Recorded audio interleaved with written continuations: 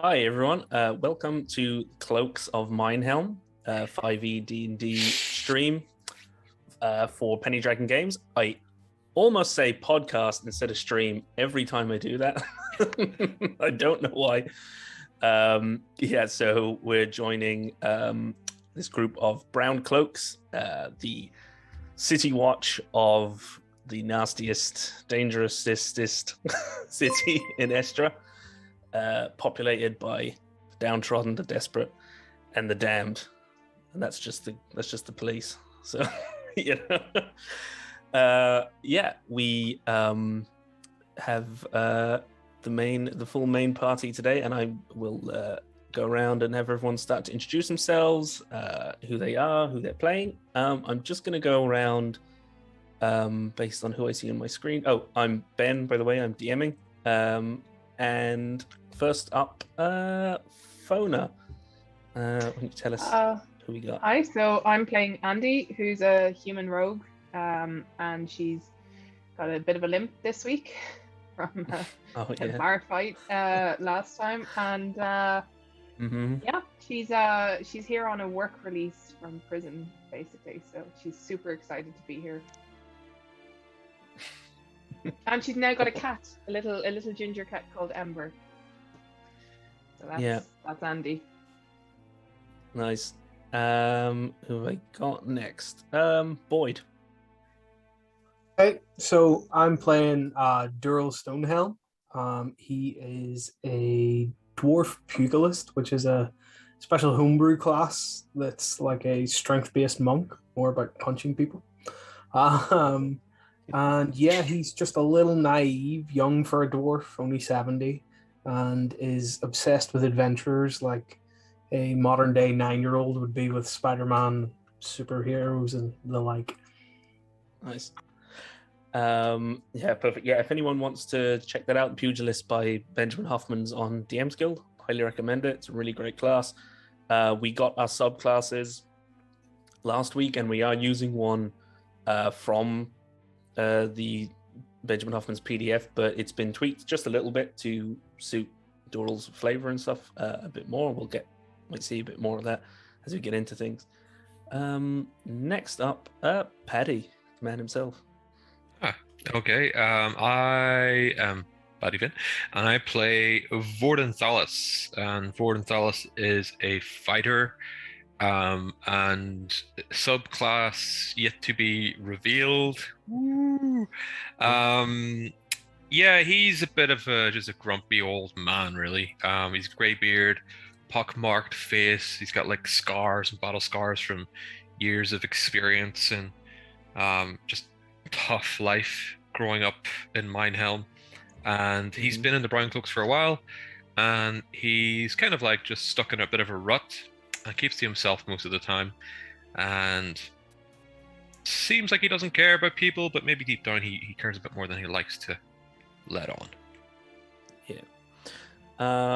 Right. Next we have I was going to call you by your character name, Kyle.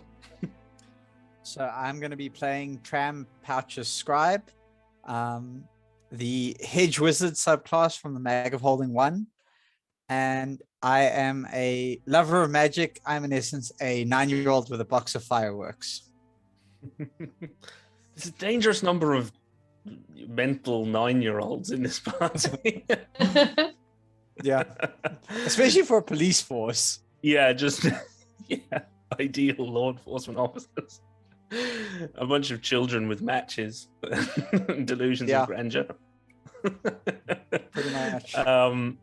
And leading them into the darkness this evening is Michaela. Big sis. Yeah, so I play Navani Gallandal. So she's a 3rd level paladin. I just got my subclass last week, but I'm not saying anything about that.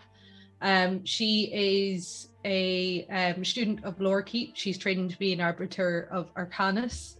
And they ultimately just defend the realm from misused and wayward magic.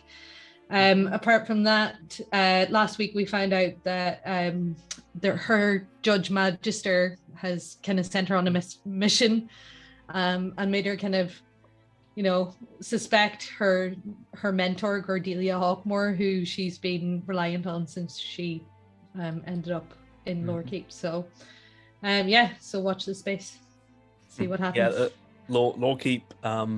It's located on an island off the coast of Minehelm, and like Michaela was saying, they deal mostly with the containment and policing, I suppose, of magic.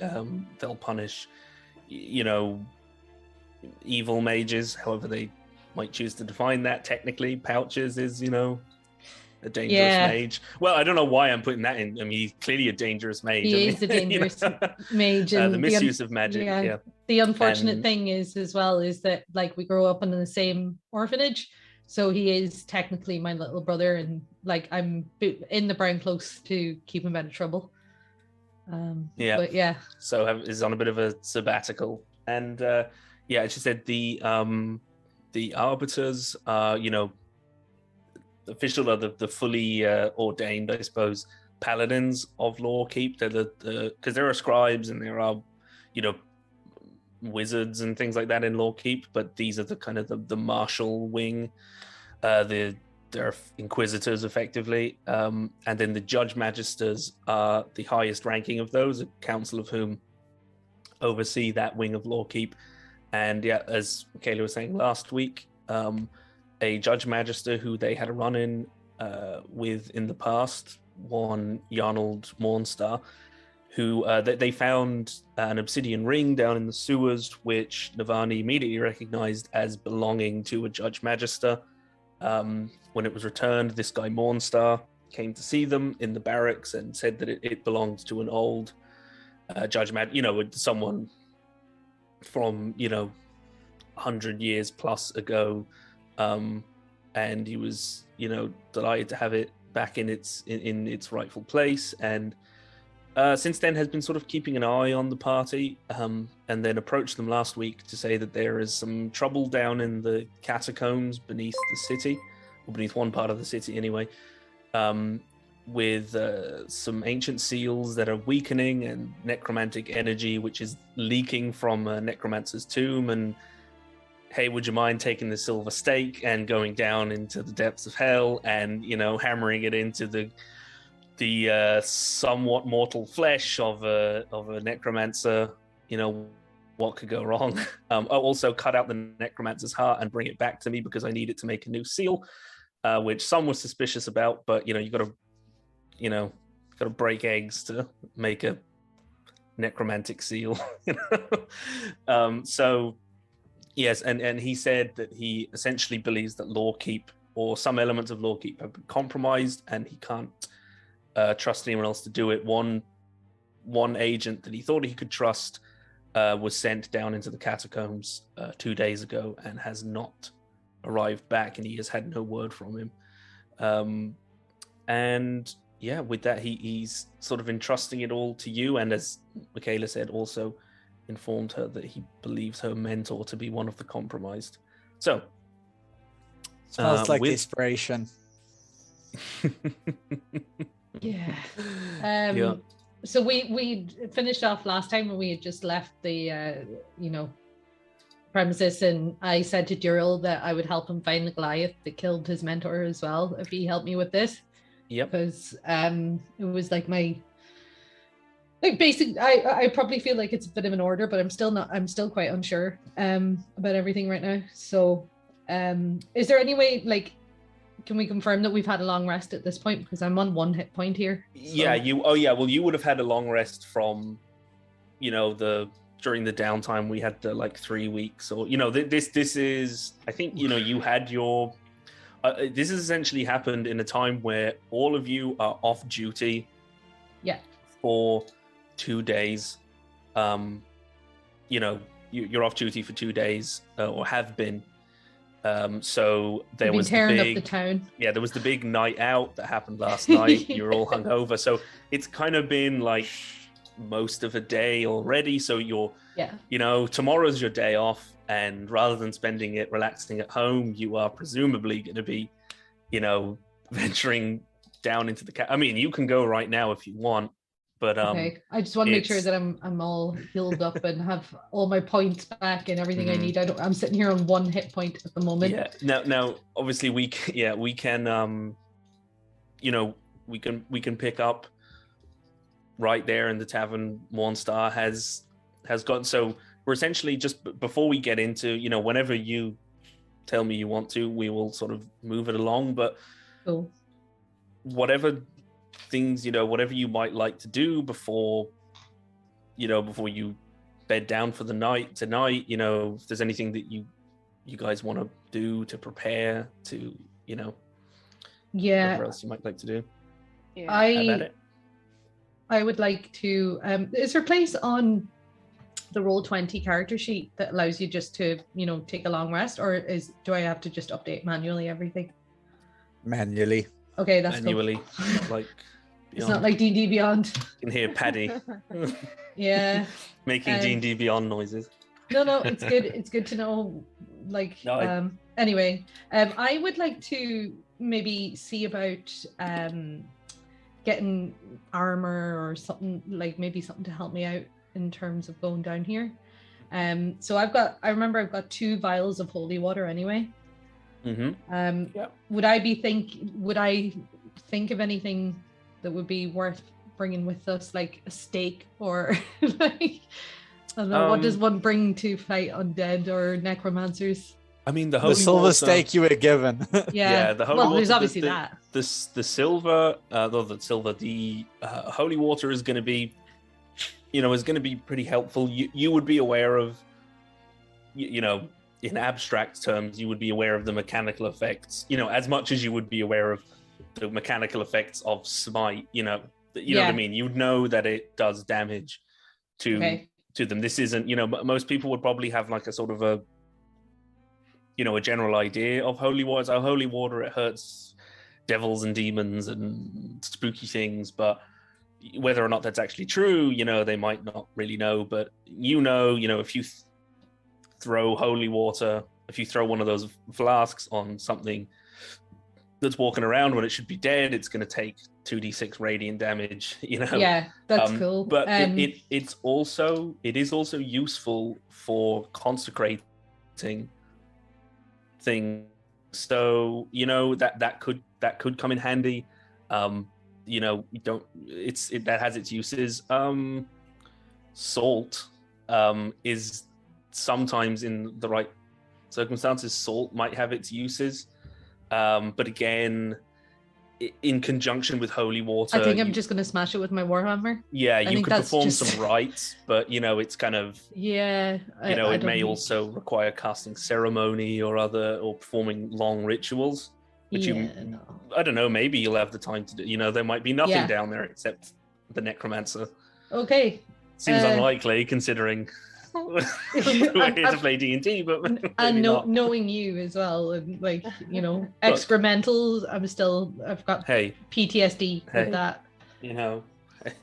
Getting swallowed by a lump of shit is not fun.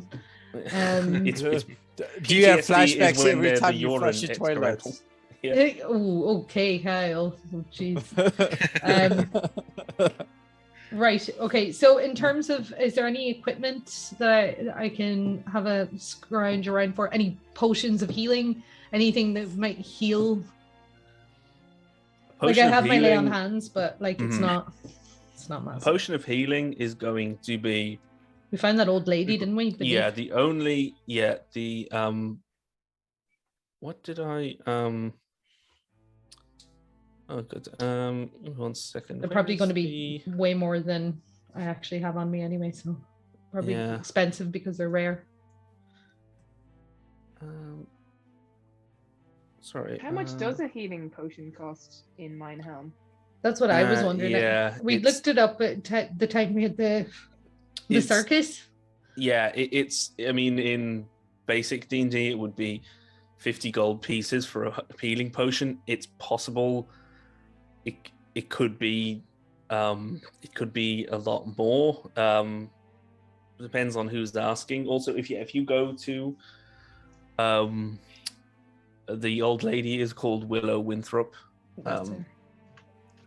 This old an old druid. She's a former noble, and she forsook her noble titles because she wanted to spend all day,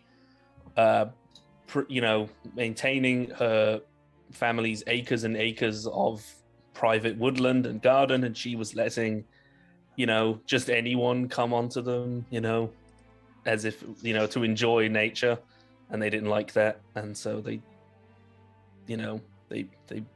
disowned her.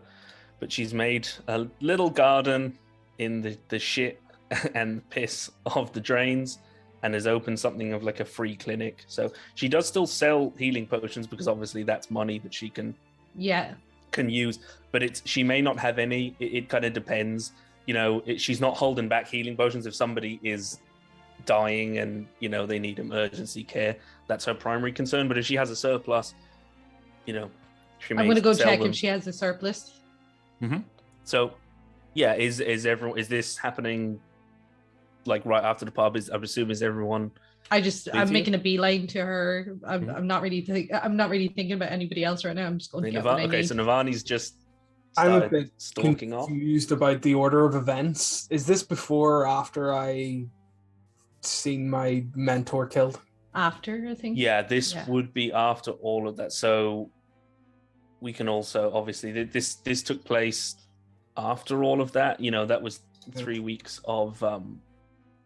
I just wanted to go and see Dick because I abandoned him with a load of money in his hand and told him to bury Garros. Yeah. And I want to go back and see if there's any of that money left, or has he been buried? Is there a will, etc., etc. So I need to buy some potions. Would have been getting drunk in a bar and starting a bar fight, but I we think all for deal with grief in different ways. I think for simplicity's sake, what I was thinking is that we can essentially we can flash back to that I would say that was maybe a few days ago, and then obviously we can obviously Doral, you can still follow in advance, but we'll assume that a funeral took place. Essentially, if you were to, the day that it happened, after you found the belt, you rushed off. I don't know if you would have gone straight back to Dick, or pretty much, yeah. So as soon as I get that and come back, he was there after the authorities had dealt with everything. There was a funeral. A simple funeral. There was no will to speak of, as far as Dick knew. The only thing approaching a will was the letter that he left for you. He said, he assumed that it would say that the place is yours or whatever. But there was, I suppose there was technically a will. So actually, the gym, the dojo, has been given over like officially to Dick, but it's not like, it's not worth a whole lot. He's also it's kind of, there's a few debts and a few, but Dick is happy to take it over, but is like, obviously you're welcome anytime. This is as much yours. He's like, to be honest, I think Garros probably put it in my name because he didn't want it weighing you down, Right. That kind of, probably didn't want you staying here like, he did, or like I'm gonna do, but there are, there are other, depending on whether you invited people or not, word gets around, and there would have been people at the ceremony, other people who trained in the gym, and who were most of the people that Garros knew. He's really kind of dedicated his life to martial arts, and kind of pulled a lot of kids up from, harsher lives, and going down, certain paths, like joining the butchers or, some violent gangs, people, that didn't have anybody, that needed someone like Garros. So it's still not a massive ceremony, but it is out in the there's nothing specified, so I mean Dick has some ideas, but was there anywhere in particular that Doral would like to bury Garros? No, just Yeah. if I'd probably ask Dick if he knew, if he had discussed any arrangements with him type thing, and just try and do those. And then all I really wanted to do was to be involved in the gym in some way, to give back whatever money I have, just whatever's in my pocket, to him. And well, Dick is reluctant to accept any coin, like for the gym. It's like, well, it's here, I'll manage, me, Garrus always managed. But, if you could, your time's a lot more valuable if maybe you come in once a week, train some of the young guys and girls, and, Yeah. Because he's like, I was a fighter for 6 months in my 20s, I can't teach these kids shit, It's like, I'd like to be more involved in that side of things, if possible. Yeah, but I think, I don't know, as long as we bury him somewhere in the dirt, I don't think Garrus is going to mind. Aye. He told me once that he came from the mountains. But that's all. That's all he said. I don't know where. I could maybe try the spot where I went and found, where the map sent me to. Maybe we can put him there. You think? Aye. I will do that. You think? Yeah. He's fascinated by the belt, he's, what the fuck? He's, Garrus was a very talented fighter, but, he was just a fighter. He blew into Minehelm one day a few decades ago, and that was it, he was some country boy, but he didn't, he never remembered him seeing this thing on him, Wow. I think there's more to be found out about this chap. Yeah. Well,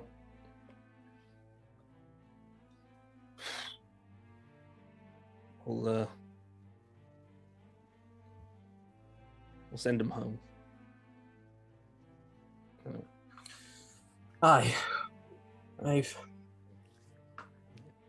got some other stuff I want to take care of, like, after this is done. Mainly revenge. It's like, do you tell Dick about? Yeah. He's like, shit. He's like,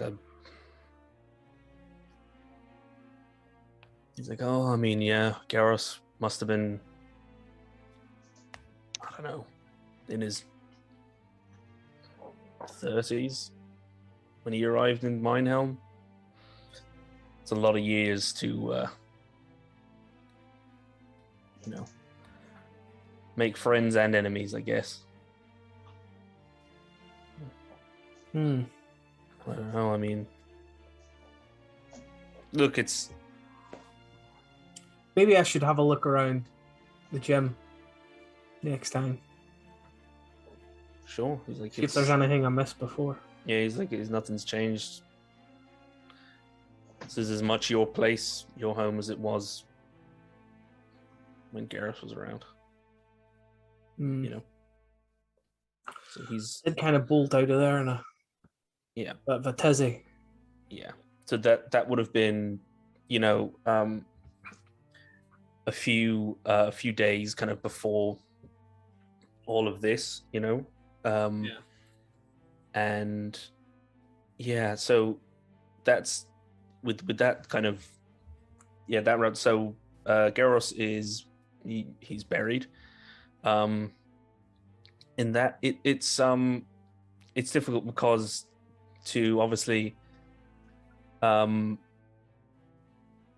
if it depends on whether, like, if you just bury him yourself, you and Dick and like some others, but obviously if it's like you're doing it sort of like, you know, officially and getting then there might be some issues with who owns that building that you found the thing, and it's dilapidated, but like, you know, it's derelict, but who knows, you know, who it belongs to. But it's but yeah, you can, if it's just a bit of a community undertaking, I don't think anyone really gives a shit, to be honest, about, you know, about burying him in there.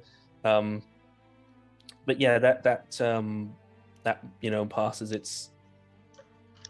There's, you know, all the people from the gym. There's nobody there that you don't recognize. You know, there's no guy shows up in a trench coat with a black umbrella, you know, standing 50 feet away from the funeral, you know, with a dossier, you know.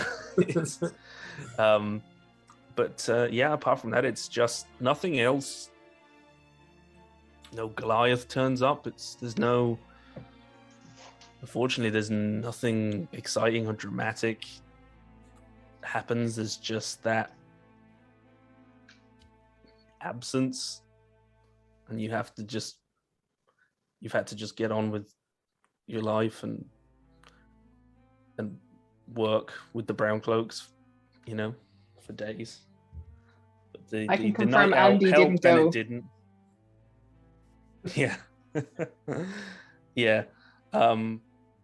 But that's the other thing. If anybody wanted to attend, you know, for Dural's sake, I don't know. But I don't know if Dural would have told us. No. Yeah, he hasn't said anything at this point. Yeah. So, so in the, you know, present, in the present, so it's after you've met with Mornstar in the pub, in the Falling Star, I think. What's the name of the tavern? Navani has just sort of bolted off, you know. So, you know, she's kind of not running off, but, you know, has just sort of is marching with purpose towards some goal, and the rest of you are sitting there. I was going to say that Andy would probably follow Navani vaguely in that, like a little duckling row kind of thing, since we got the stake and we're setting off.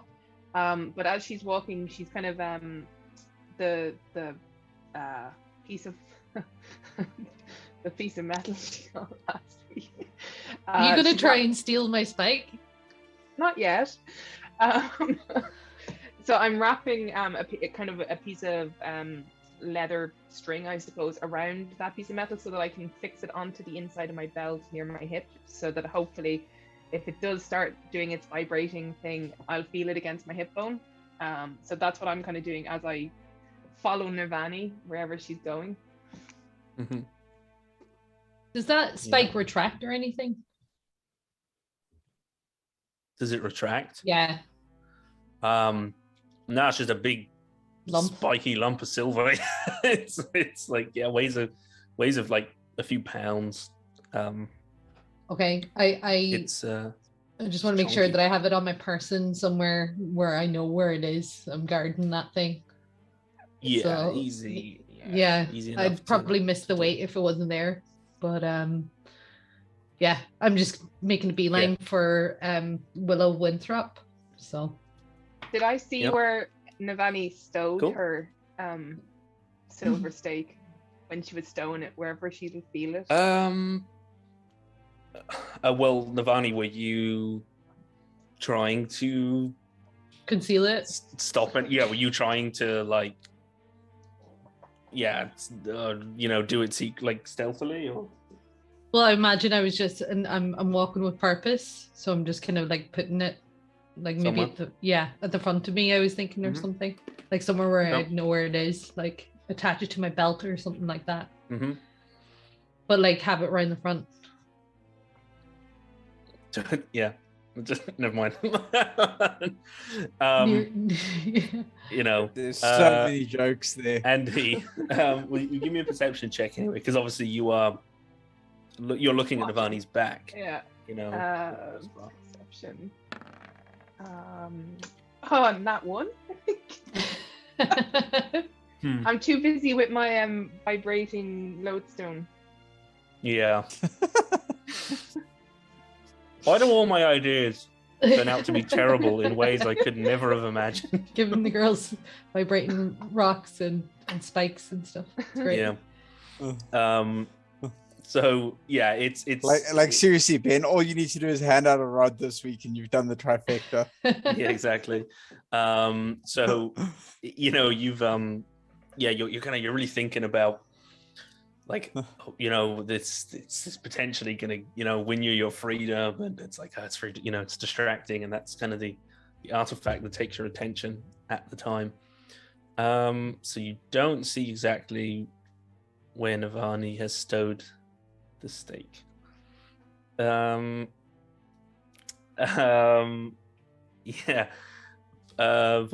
pouches, or Doral at this point. Are you doing anything particular? Navani and Andy seem to be heading somewhere with purpose. You're not sure if, is Navani... Is she going to the catacombs? Or is she just left with the stake? I'm just going to be like, she'll be back if she really wants us to go with her. I'm going to go inside and have another drink. I don't know about you two. And Pouch is just going to walk into the pub. I'd like to go apologize to that boy I just shot in the mouth. I'll be right back. Oh yeah, you actually see the guy from the night before, because you had been out drinking, and it's the guy there. His face is swelling up. Hello friend, you all right there? Yeah, I'm good. No, I'm fine. Don't worry about it. Just some dickhead punched me last night, or I don't know. That's someone they must have done. Looks like a bad one. Yeah. Yeah. What a piece of shit they must have been to punch me in the face. Real. I'm lovely. Real bastard. Bastard. What about a drink? Can I buy you a drink? It looks bad. I'm so likable. Very, very, and so much so, I want to buy you a drink. Would you take one? Oh, yeah. He's just like, he's like, Talon. Oh, he's like, give me a shot of your finest whiskey. My new friend here is paying. Yeah, don't rip the whole out of it, And I attempt to intimidate him. Yeah, give me. I feel like this is how this guy gets punched in the face again. Yeah. 17. He's like, a shot of your finest whiskey for this man. So I'm going to buy his drink and he's going to buy mine. I'll have a tap water. No. There's the time he's like, I've had enough to drink, I think. I'll just a water, Talon, please. Yeah, and whiskey for this chap. My new friend. All right. And I have the whiskey, and while we're having it, I attempt to sleight of hand a gold piece in his pocket. Yeah. Give me sleight of hand. Oh!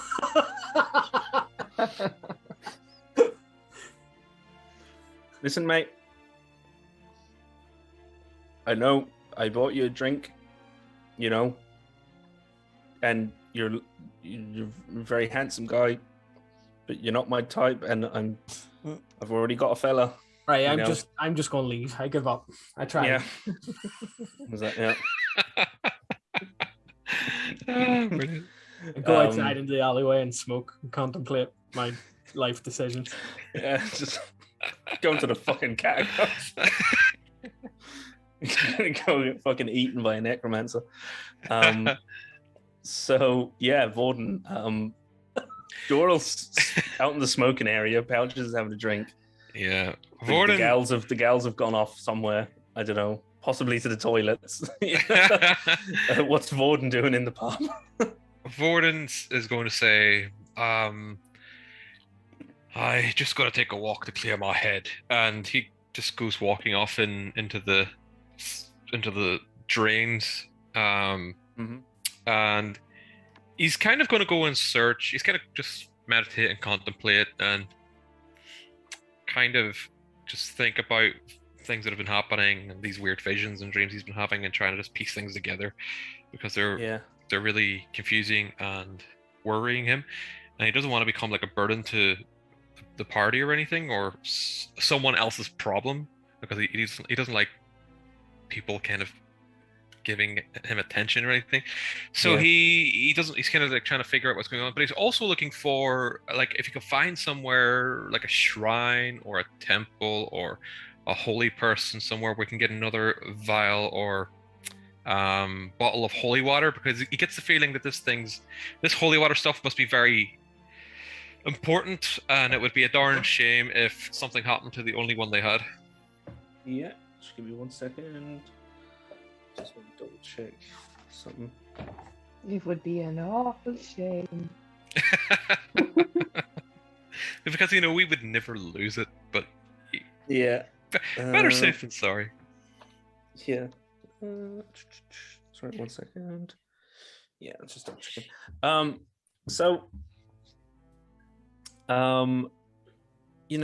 In the drains, hang on. 1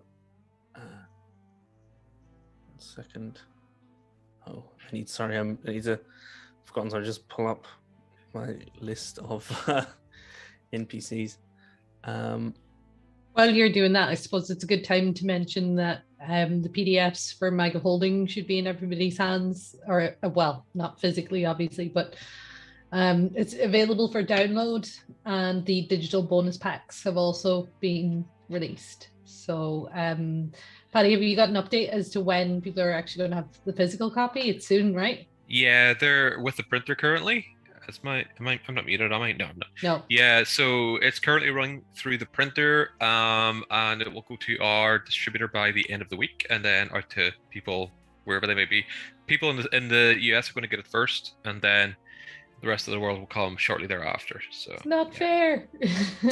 I know. Looking forward to it, though. I'm really looking forward to getting hands on it.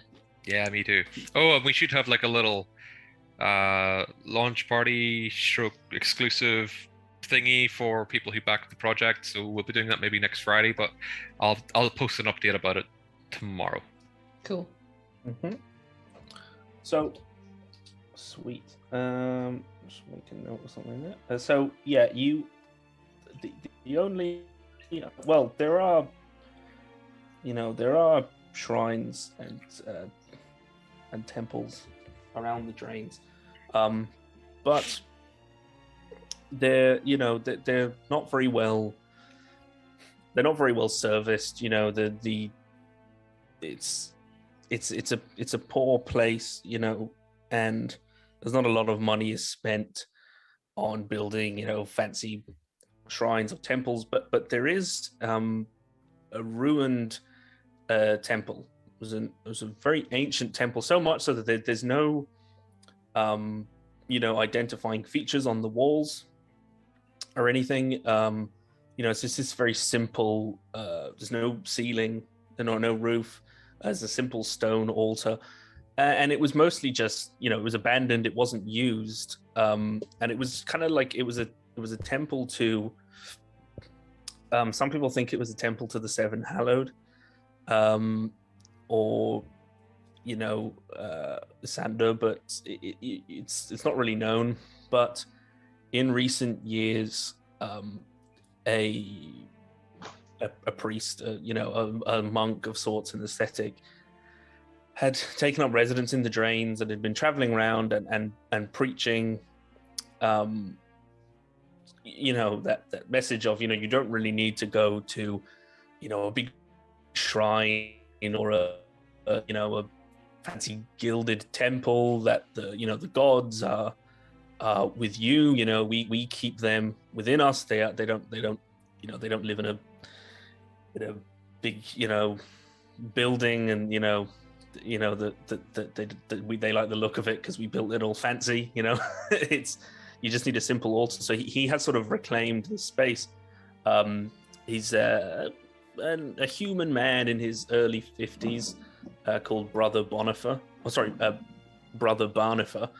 As most people know him, or most people call him Brother Barefoot, because he walks around barefoot, and he has found common cause actually with old Willow Winthrop and two very charitable figures in the drains. He may have something. He holds vigils, and he holds ceremonies and rites and masses, and also just frequently he just does pilgrimages just pretty much daily around the drains, stopping to the houses of the elderly or the infirm, or people to say prayers or give blessings. He seems to have mild clerical power. He is like a sort of very low level cleric. He's not like got a bunch of spells or anything, but he does seem to be able to perform rites and do some other things. So he would be able to bless holy water, you would think, maybe. So while Vorden arrives at this the temple, to see if he is there currently, Navani and Andy trailing Navani, arrive at Willow Winthrop's house. It is very different to the other houses around the drains. It's it's like this narrow building in between two other buildings. It's very tall, it's crooked, but the entire front of it is covered in ivy and moss, and there are sort of like creepers, like plants like hanging off of windowsills. There are baskets full of flowers, and there are shrubs in front, and there is it's just this like a wild garden in the middle of mostly stone and sewage water, and the door is open, as it usually is, and you can hear some commotion from inside. Not like that there's a fight or anything. You just hear voices and movement. I go straight in. Mm-hmm. Is she there?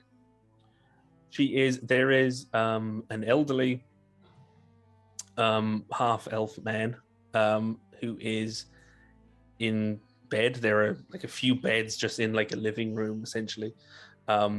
He's in bed. He has bandages across his chest. He has some sort of a damp, like a rag on his forehead.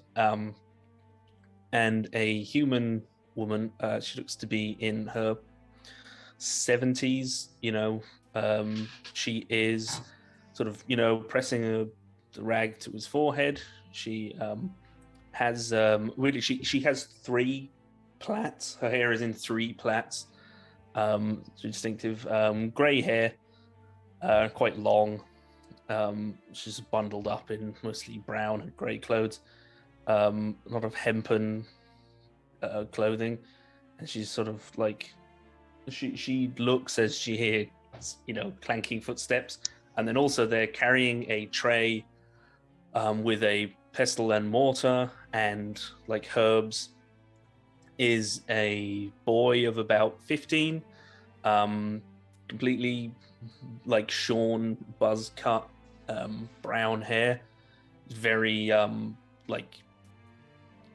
skinny, kind of has that like skinny but strong kind of look about him. He's like very hard face, like for a teenage boy, and he kind of like stops and kind of looking at you and doesn't look like intimidated, but it's like there's a someone there in a brown cloak, and they've got a hammer. You know, no, you have your warhammer, don't you? I have my warhammer and I have my shield. You have a warhammer. Yeah, you know, as like a warrior standing there. Yeah. And Andy peeking around the door. She's not going to bravely walk into the place. I'm going to address Miss Winthrop directly and just say, I need your help, and I need it now. Do you have any surplus of potions left that I could take? Take is. That's why we came here. Okay. Well, says, obviously, I'll exchange money for it. Like I can give you gold. Says, well, is it? It's an emergency. You said, is someone dying? Not yet, but they could be. I see. So,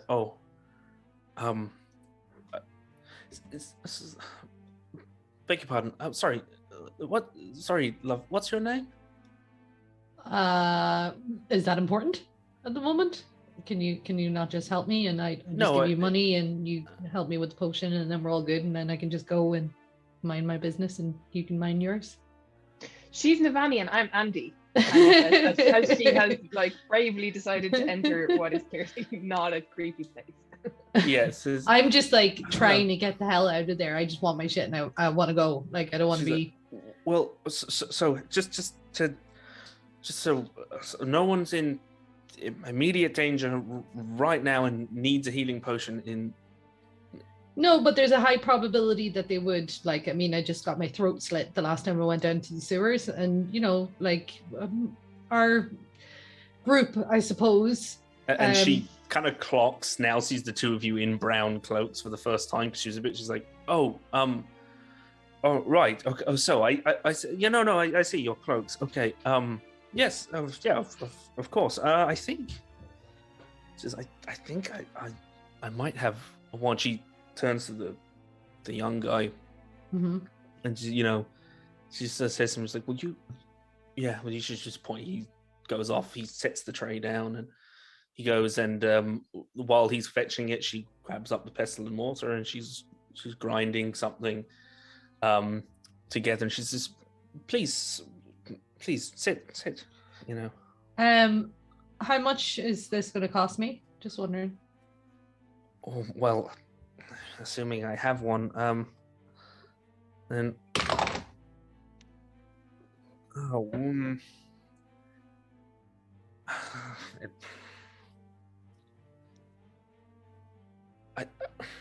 I don't like to be left without a supply because of emergencies, but it takes coin to keep this place going. I could let you have it for 62 gold pieces. Done. Well, but I need you to start making more. To see if, I'm always making more. Depends on whether I can get what I need, or who needs them. What exactly are the ingredients that you would lack? Is it anything, just in case I come across it in my travels and we can bring it back to you? Well, if you just kind of, if you see any, the willow weed is hard to come by. It's looks like dandelion leaves, but bone white. Just bone white, and you can see right through them and see all the veins. It looks like if you picked it up, it would just crumble in your hand. But they are very strong. Okay. You can rip it right out of the ground. I mean, I don't know if sometimes they sometimes grow on graves. Oh, lovely. It just so happens we're going somewhere similar to that, so you never know. Oh. I usually like to go on holiday in the country. But, yeah. Andy is staring at you in sort of dismay that you didn't try to barter at all. No. Yeah, I'm taking it. She works hard. She's a hard-working lady, so she deserves the coin, especially if she's short on it. So. Yeah. So the young guy does. He returns and he's got a little vial of familiar red liquid. warm to the touch, and he sort of hands it to Willow, or Lady Winthrop. She holds it up. She holds it to the light. She gives it a shake. She's like, "Just okay." Says, "Yep." Says it's still, still good. And she shuffles over, and she hands you the potion, and sort of then waits a moment, patient, you to, Give her the money. Yeah. I give her 62 gold. Which is just well, thank you. This will help. If you do come across any willow weed, then that'll help a great deal too. You wouldn't happen to have it in, like a picture in a book of the actual weed itself that I could take with me and just like rip out the book just in case I do come across it. Don't have anything on. She says he's like, do you have 5 minutes? I can't. No, I really don't know. No, I'm gonna go back and grab the guys and start. Well, she like points to a little desk in the corner. She kind of snaps her fingers, and the lad like brings over some like rough parchment and charcoal. Yeah. And she starts kind of like sketches. She starts sketching, and she's like, it looks sort of like this. She's like, apologies, it's a bit crude. And it's like a really good drawing of this, like so many artists. It's so crap, and you look at it. It kind of looks wow. like she was right. It looks almost exactly like dandelion leaves. Okay. And it's just you can see all of the veins. It's like I forget what it's called now, but if you've ever seen where they it looks like a leaf or something, but without you like pull all the chlorophyll out of it. And they're skeleton leaves, I think is what they call it. So it's like you can literally see like the skeleton and veins of a leaf. Right. So you see all the little filaments and all the little cracks and stuff. So it kind of looks like that, but it's bone white. And it's very, like, it looks very delicate, like, because it looks like it's like a dry, crumbling leaf. But, so that if you were to touch it, it would just fall away in your hands. Yeah. But it's actually quite hardy. Cool. And it has blood red roots. Oh, nice. Yeah. So what? Incidentally, sorry. Don't get it on your skin. Okay. And what's the best way to store it? What happens if we get it on our skin? Just asking for. Come see me very quickly. Well, it'll start to itch. It will be a few days before the flesh starts to rot, but best to get it seen to quickly, because within 8 hours or so you'll start to lose several layers of skin. Oh, but only in the place where it touched. It won't spread. Okay, that's better. How should I store this? You just stuff it in a set. It's don't, whatever conditions you put it in, don't worry, it will survive. Okay, cool. All right. I'm going to turn on my heels and say thank you, and then walk back to the bar. I just straight out. Bye, Andy. Andy's going to follow and wave on her way. Yeah, and she goes back to, she's grinding up whatever she was into a paste, and she applies more of it to this rag. And I want to make sure that I do hide that potion on me somewhere. Mm-hmm. Yeah. So also at this point, I obviously have spotted where Navani keeps her coin purse at this, after that little transaction. Yeah, certainly. Making a note. You have. There's information that you now have. Although Chat says Navani is the type of person that plans the stag or hen do and makes sure it actually is only one drink per pub. I'm most definitely not. Maybe Navani's like that, but that's not me. I'm usually the one getting ushered out the door. But yeah, that's what ushered, ladies and gentlemen. Yeah, ushered, carried, ushered. But, yeah. But yeah, dragged. I go back to the pub, I suppose, where you guys are at, and say, yeah, they're all still there. Yeah, and say, oh no, Vorden's not.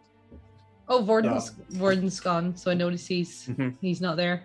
Mm-hmm. So I say to pouches. Where's Warden gone? He left. Well, let's find out. So, Warden, you arrive, and you do see a man in sort of hair shirt, kind of, robe, barefoot. This guy's not a hobbit, but damn, does he have the feet of a hobbit, or a halfling, I should say. I don't want to get sued by the Tolkien estate. Yeah. The legally distinct, big-footed, small people of D&D.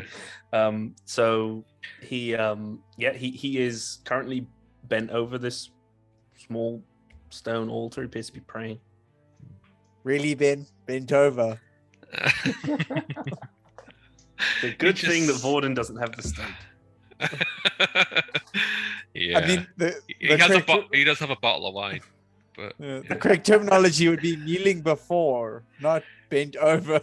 It's okay. This isn't Bishop Brennan, so I won't kick him up the arse. Nice. Do I know this? I mean, it sounds like this guy kind of is fairly well known in the community, and Forden's been hanging around here for a while. So, would he know the name of this brother Barefoot? Yeah, you'd know his name. We're known to see him. It's not something we've really gone into, but I don't know if maybe I don't know if Vorden is particularly religious currently. Whether maybe he was before, but he doesn't know now. I don't know. He might have stumbled into a few shrines searching for some answers after some changes in his life, or even a jog of the memory kind of thing. Yeah, as well. So I mean, I would say, I'll leave it up to you whether you want to have had an interaction with Brother Barnifer before, or whether it was just by seeing him on the street, or maybe preaching, whether it was a personal, one-on-one or not. Should we leave it up to history roll? Yeah. I don't know. Just see what happens. Yeah. Or even if you just want to. If the history is a negative, you can just leave it to. Oh God. No. Yeah. This does not bode well You for us when think- we get into the catacombs. You think his name is Brother Barnabas? Okay, I come up behind him and say, Brother Barnabas, may I have a word? And he looks around and stands up. His back is. He cracks his back. Yeah. Yes, friend. What can I do for you? Yes, Brother Barnabas, I'm sorry to disturb you. I'm not normally one to stop a man praying to his gods, but I have a task that may require some holy water. My friends and I are going on a mission, and it may or may not involve some dark powers. I see. Or such, and we could do with a blessing of sorts if you have something of that description. He says, he's obviously looking. He's like, obviously, I will help the Cloaks in any way that I can. If you don't mind me asking, where are you going?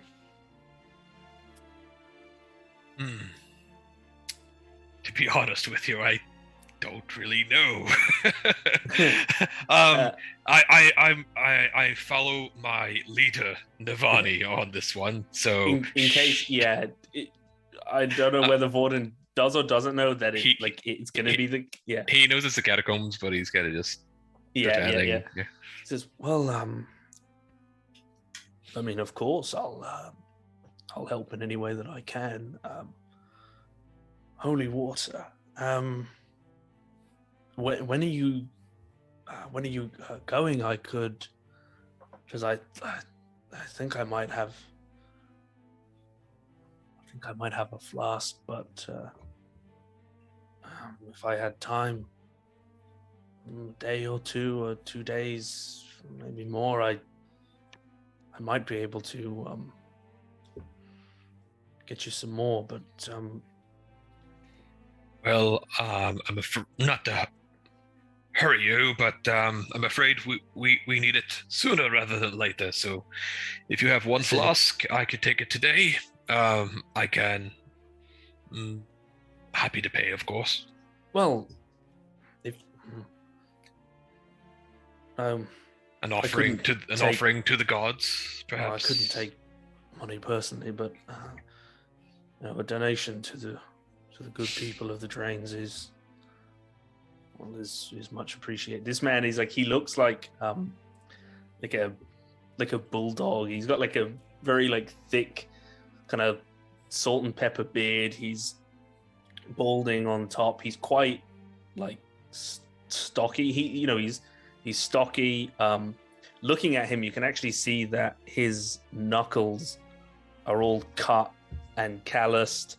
It looks like his nose has been broken a couple of times, and his face is weathered. And he doesn't have his voice is. He speaks very softly, but there's a sort of a gravelly growl to his voice and a bit of a low-born accent, So he's, yes, of course. Well, I will, whatever you might like to donate, of course, Man of the Cloak. If it serves the city, if it serves the people, then of course it is yours. I'm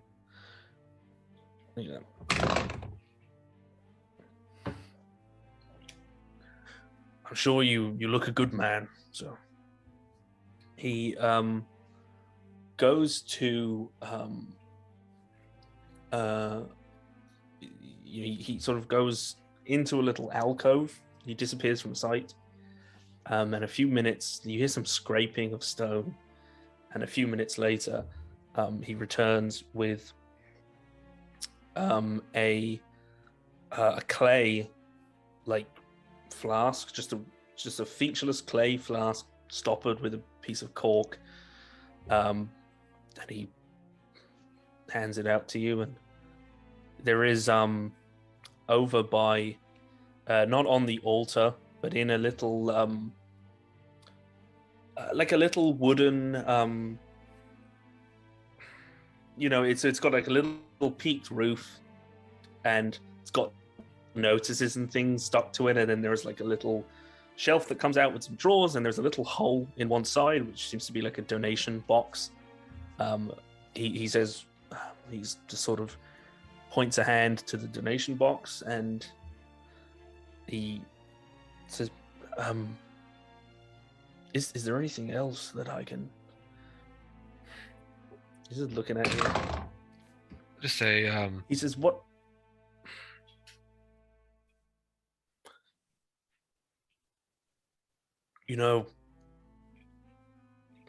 It's I'm glad to help in any way I can, and with whatever might be troubling you or might trouble you.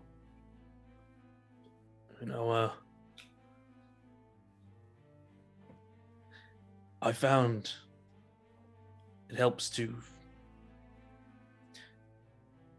even if something is troubling us, even to speak it, to voice it, to get it out of the flesh, get it out of you. Even such a thing can be a tremendous help. Yes, I see where you're coming from. Can I inside check him just to see if he's being genuine, or if he's trying to is he trying to harvest information? Another not one. Hmm. What have we got? Not quite. What do we have? Sorry, it was taking.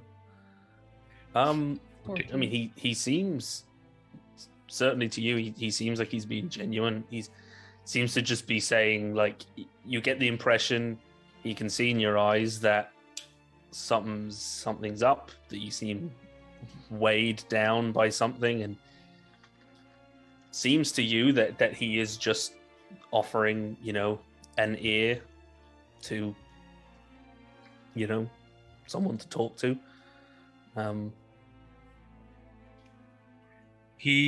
Vorden says, well, I do have some things I'd like to get off my chest, but perhaps don't have the time to do that right now. I see, of course. However, I will return, and perhaps we can have a chat, and perhaps I can get some more of this holy water and offer something else to the gods. Of course. Well, I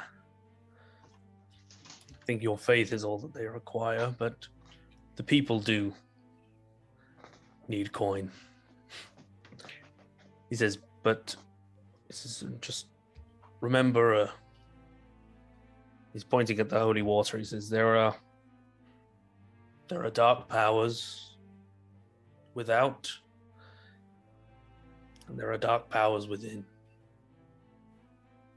We must remember to fight them on both fronts. But good day, and I hope that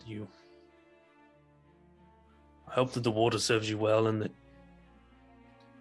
you return for I don't know, maybe we could have a drink. I say, that sounds very promising. Actually, perhaps as a promise that I shall return and share that drink with you, you can hold on to this for me. And I hand him the really expensive bottle of wine. Well,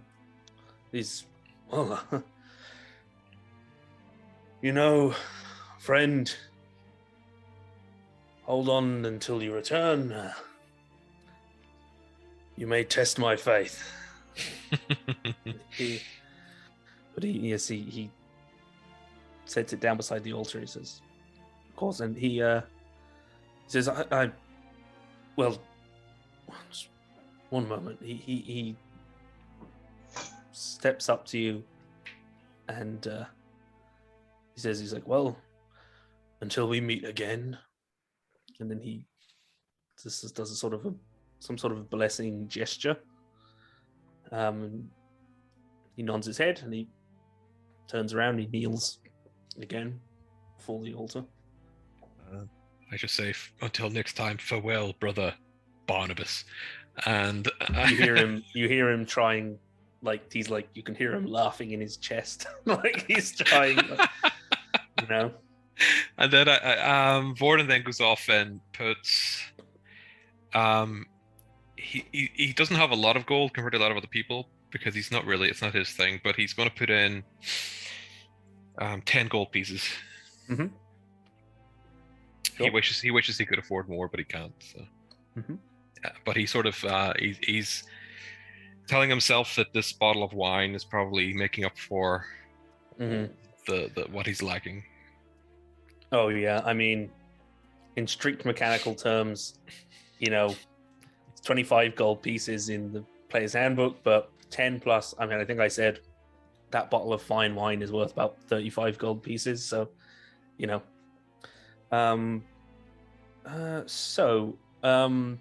that, I mean, does Vordan return to the pub? So yeah, so it is kind of dusk now as everyone converges again on the Falling Star. Andy is going to be pestering Navani to see can she see the stake. I'm going to guess that I can see her trying to do this. So should we roll for that, or? I'm not trying to pickpocket it off you. I'm just asking. Yeah, but you're still a little rogue there. So I'm just going to make sure that I have all my belongings. Yeah, I mean, if I can notice that she's interested in it, right? Oh, I mean, obviously she's asking to see it, Yeah. constantly. I mean, how do you check? I mean, you'd feel the weight Yeah. of it, you Yeah. know. You'd I just want to put it out there that it is like very securely attached. Yeah. I myself. mean, yeah. I wouldn't take it. I just Should- want to see it. Well, we don't know. You've got light fingers. Just for a minute. Go You on. take out the lodestone and just, you show me yours, I'll show you mine. My Yeah, artifact. I got this lump of rock. I show her, but I this lump don't. of I don't like let go of it. But I do like show it to her. She wears me down eventually. I'm just trying to get a sense of how big it is and how heavy it is. It's pretty heavy. It's pretty big. But yeah. Tension is palpable. Yeah. Yeah, no, I obviously tried to take it to hold it, and you won't let it go. So No, after I'm a not second, letting it go. No. There's like a little. But I bit kind of more, let you. I let you feel it. Like I don't Feel let it, go of yeah. it. Yeah, but I let you feel it. and I will desist then. I Yeah. will go. Oh, okay, thanks. Yeah, Andy is quick, but Navani is stronger. So, she's not going to be able to yank it away. Choosing my words so carefully, and it still sounds Yeah. So yeah, you have all converged again on the pub. It is dusk. The sun is about to set. So are we going down the catacombs now? Yeah, I'm good to go. Are you guys good to go? You ready? I am. Are we going down tonight? Yeah, Yes, I think we let's should. totally go down there in the dark. That's Yeah, a great idea. I think the night time, Yeah, is. sets the I mood. personally think that's a great idea. Okay, so we'll meet. We'll go with dawn. Why can't we go now? Because you'll want to sleep in a couple of hours, right? That's true. You will. I mean, We'll be getting sleepy time right about now. So I think. Yeah, I'm going to the barracks and I'm going to take a nap. I think go now, so that just to be sure that you get really sleepy down in the catacombs and have to take a snooze there. That's what I think that will work out really well. So I'm For going at least one of us present. Yeah. Ben, your yuan is showing.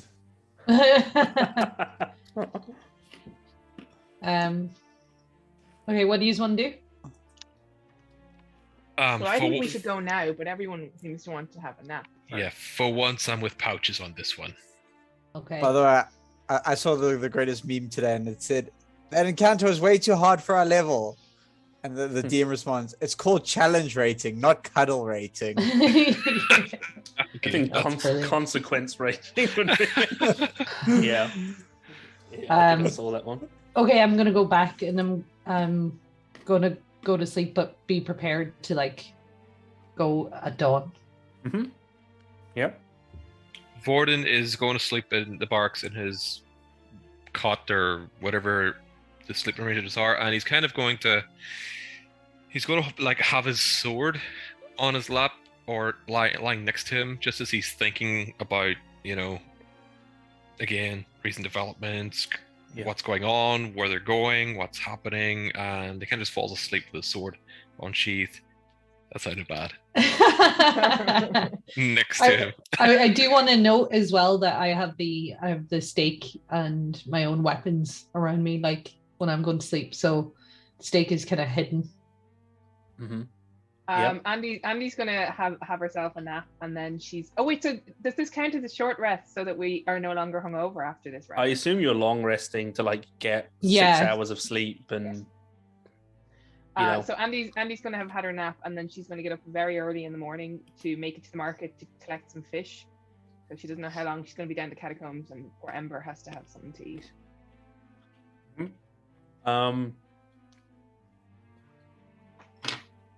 Andy and Navani,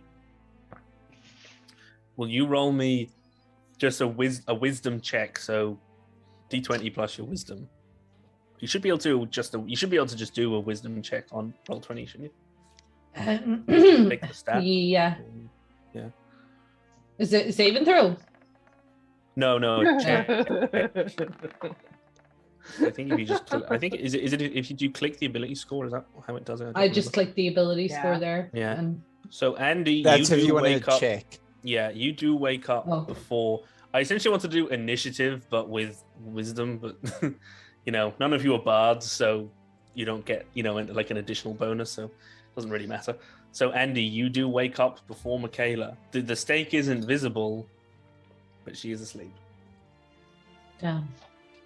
Yeah, no, I think it's too soon to try and do any of that kind of stuff. So Okay. at the moment, Andy's main concern is making sure she has fishes along for the journey so that she can feed the cat. Mm-hmm. Here's a question. What is Ember doing? Are you taking Ember with you? Yeah, I had created like a little pocket inside my robe for Ember to be in for our journeyings. So Okay, so Ember is coming with you down into the catacombs? yeah. That is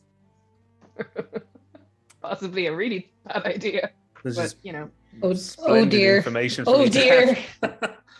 have. So yeah, the Ember's there, kitten in the pocket as you start to get towards the docks and the smell of the seafood. She's kind of poking out and she's getting quite excited. She's when you pick up the fish, she's desperately like going for it. Is trying to Cat is asking how much HP does the kitten have? Yeah. Huh. And I think I think it's 3, I think. Well, I think a cat might have 3. I mean, I'm going to say a kitten's probably got uno. A cat has 2. Yeah. A cat has 1 hit and it's dead. Pretty much. But unlike a familiar, it's not going to, when it drops to 0 hit points, it's not going to just poof into a harmless cloud of non-viscera. So no, I won't try to get too You say graphic 1 with then? the animal, with the animal cruelty. No. No, it's I don't want the cat to die. Sure you don't. It's just gonna happen.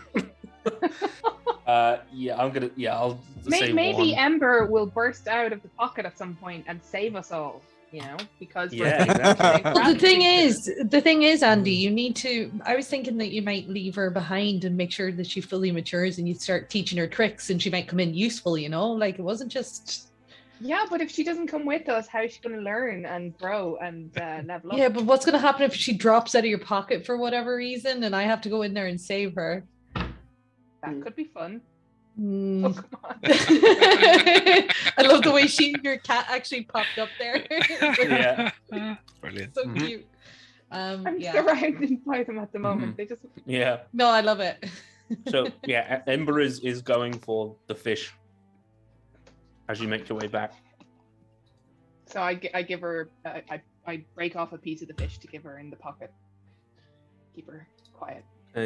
Yeah, she stays quiet until you get back to the barracks, and then by that point she's getting fussy again. And also by that point, I will say everyone else has roused from slumber, but Vorden, you wake up to there's like a ringing in your ears, like a hum, like what it is, and you're like, first thing you get sleep, and then you shake it off, and then you feel your hand is it feels like your hand's asleep, but then you realize it's feeling like vibration, and then all of you notice, but Vorden notices first that your sword blade is like humming, and there's like rippling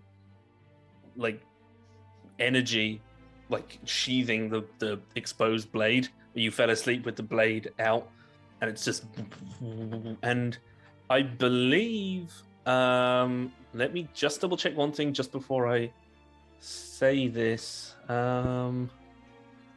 1 second. Roll 20's just being slow to load for me. Or the sheet, I mean.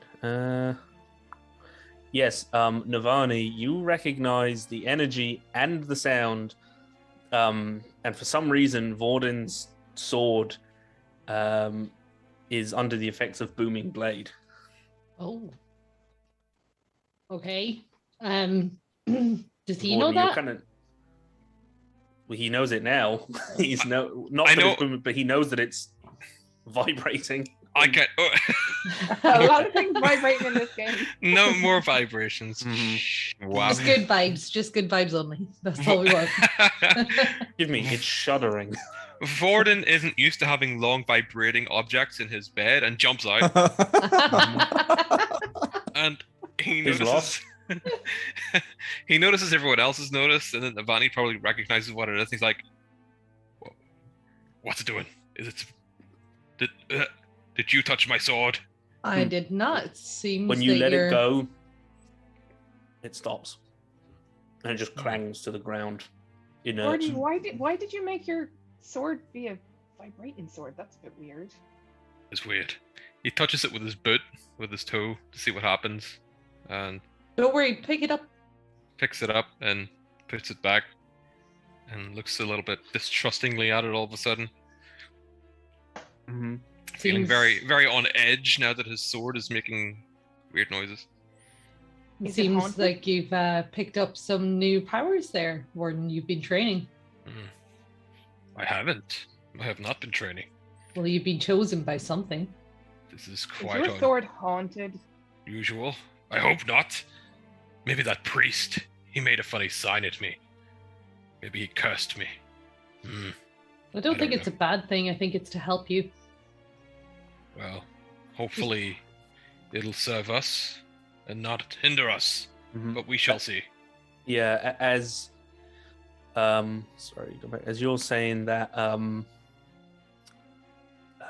Andy and all the rest of you see Ember Oh dear. leaps out of Andy's pocket and sort of clumsily, like, oh, sorry, not clumsily, sorry, surprisingly deftly, complete opposite, springs out of the pocket and swipes something out of the air and like pounces on it and is like, now you see her batting her as Her. Ember, yeah, batting something around between her paws.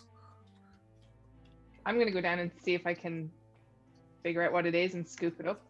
Yeah, it appears to be a crumpled paper bird, like the one that summoned you to the tavern yesterday. She's like, like rustling it. So, Well, I'm gonna open it up to see if it's the same note again. will you reach and just give me sleight of hand? So she doesn't swipe your finger off like cats do. 21. Oh, nice. What was it? 21. Oh, thank God, because she got. Should I actually know her? Actually, double check what. Ember is- has mad skills, yo. Yeah. What is the cat's modifier? Super Actually, cat. hang on. Forgot to check its dex mod. Oh, I think yeah, we're gonna so need a cat you got, token. What? Hang on. What did you got? 21. I got. Oh my god! Seriously, did You got get 21, right? Yeah. Okay, she got 20. She rolled Oh, an wow. 18 plus 2. So, like, she's just about to pull it back, and you, like, snap it back. And, yeah, you're opening it and reading it? Yeah. You're reading it in your head or to the class? Probably in my head, because all I'm really trying to do is see if it's the same note that we got yesterday or if it's a new note. It is a new note. Okay, so I'll read it to the class. Okay.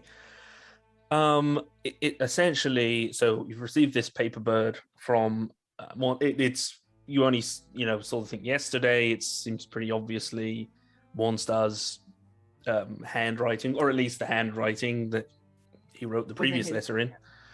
So, it's essentially, it's just telling you just to be prepared, that this is going to be quite difficult, and just the final warning as to the the gravity of the Undertaking.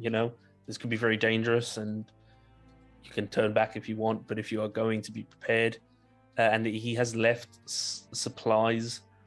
He has left supplies on the altar of Aizendore, on the second level of the. Essentially, you would know generally it's like the catacombs. You access them through a part of the drains where houses have been built into the sewers, and it's all kind of piled up on top of each other. But eventually, some section of the sewer gives way to these catacombs, and it's going down. So it seems to mean on like the second floor down, and the first floor or two of the catacombs would be more kind of public. They would be more well trodden. They're just actual people are visiting their dead, or generally people call them the charnel tunnels, but the catacombs, charnel tunnels. So he said that he's left some supplies down on an altar, or the altar of Aizendore on the second level, and the satchel of supplies is marked by a silver buckle in the shape of an eagle.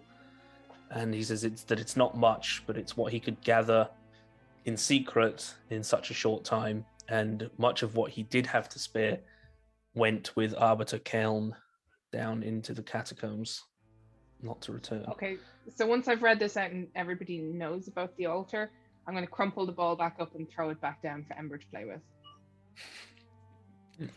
What was that name there? Arbiter Elm? Elm? ELM? I'm pretty I thought sure it was that's Keln. Keln. Yeah. Cool. Yeah. I thought I got it wrong there for a sec. I was like, oh, I don't remember, because I never wrote it down. So I was like, fuck. I pulled a Brother Barnabas on it. Well, nothing's better than Dick the Caretaker. Come on, then. I know. Yeah. It fit too well, but I was like, I gotta call him Dick. Dick Van Dyke. I don't want to, but I gotta. Name of the gym is now BDE.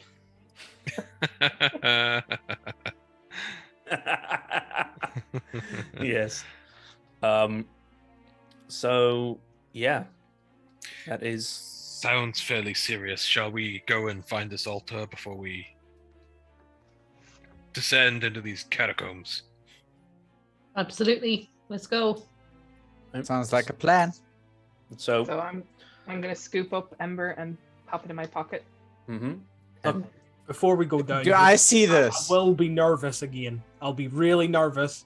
I'm sorry if I'll be a little short. It just gets me really hyped going into places like this. Okay? I'm just gonna walk past It's him and all be good. like, you're always a little short.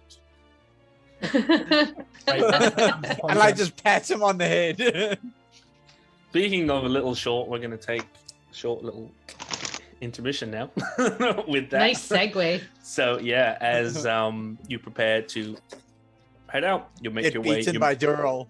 Yeah, you're making your way towards the charnel tunnels. We're going to take intermission. Be back in 10 minutes. So we'll take a breather. You can take a breather, take a bio break, and we'll see you soon. Cheers. Yeah.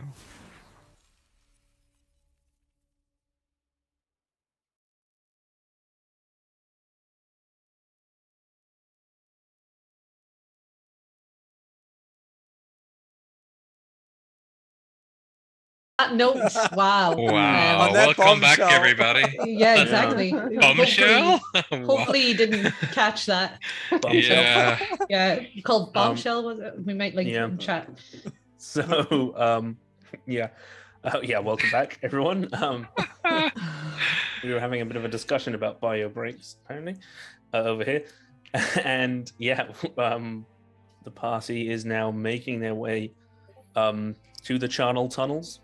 So you would all know, the way to get to the entrance anyway.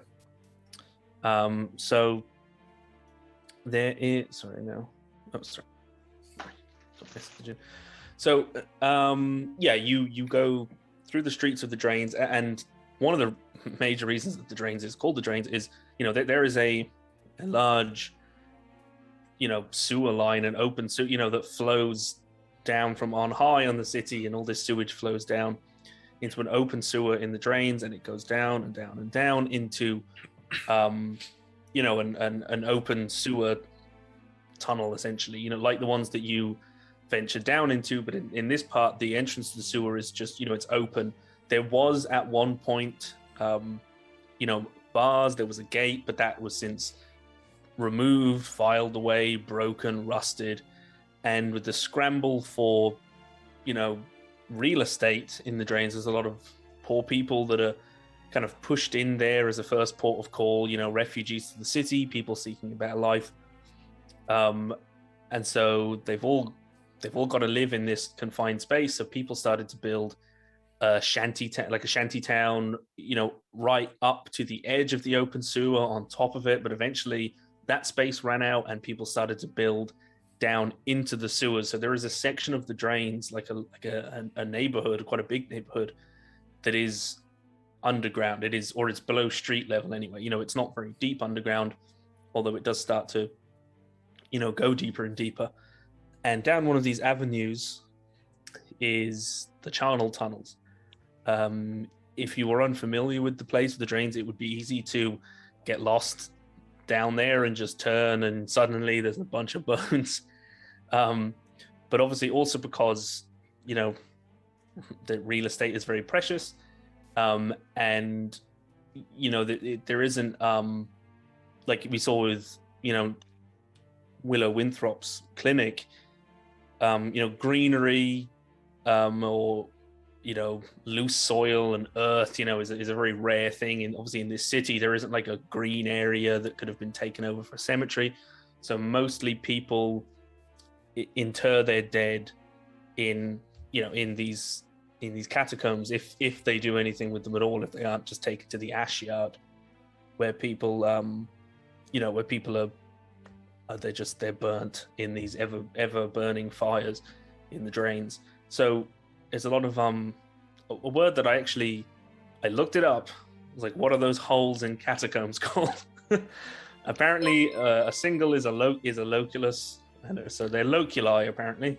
So lots of loculi. There's little holes in, so there's these kind of little dugouts. There's lots of bones. There are in many cases more than one individual in there. It's like where there's space, if you can get a little respectable space to kind of just cram Auntie Ethel's bones, it's like in some sort of respectful manner, Cool. yeah. Not creepy I at all. get it.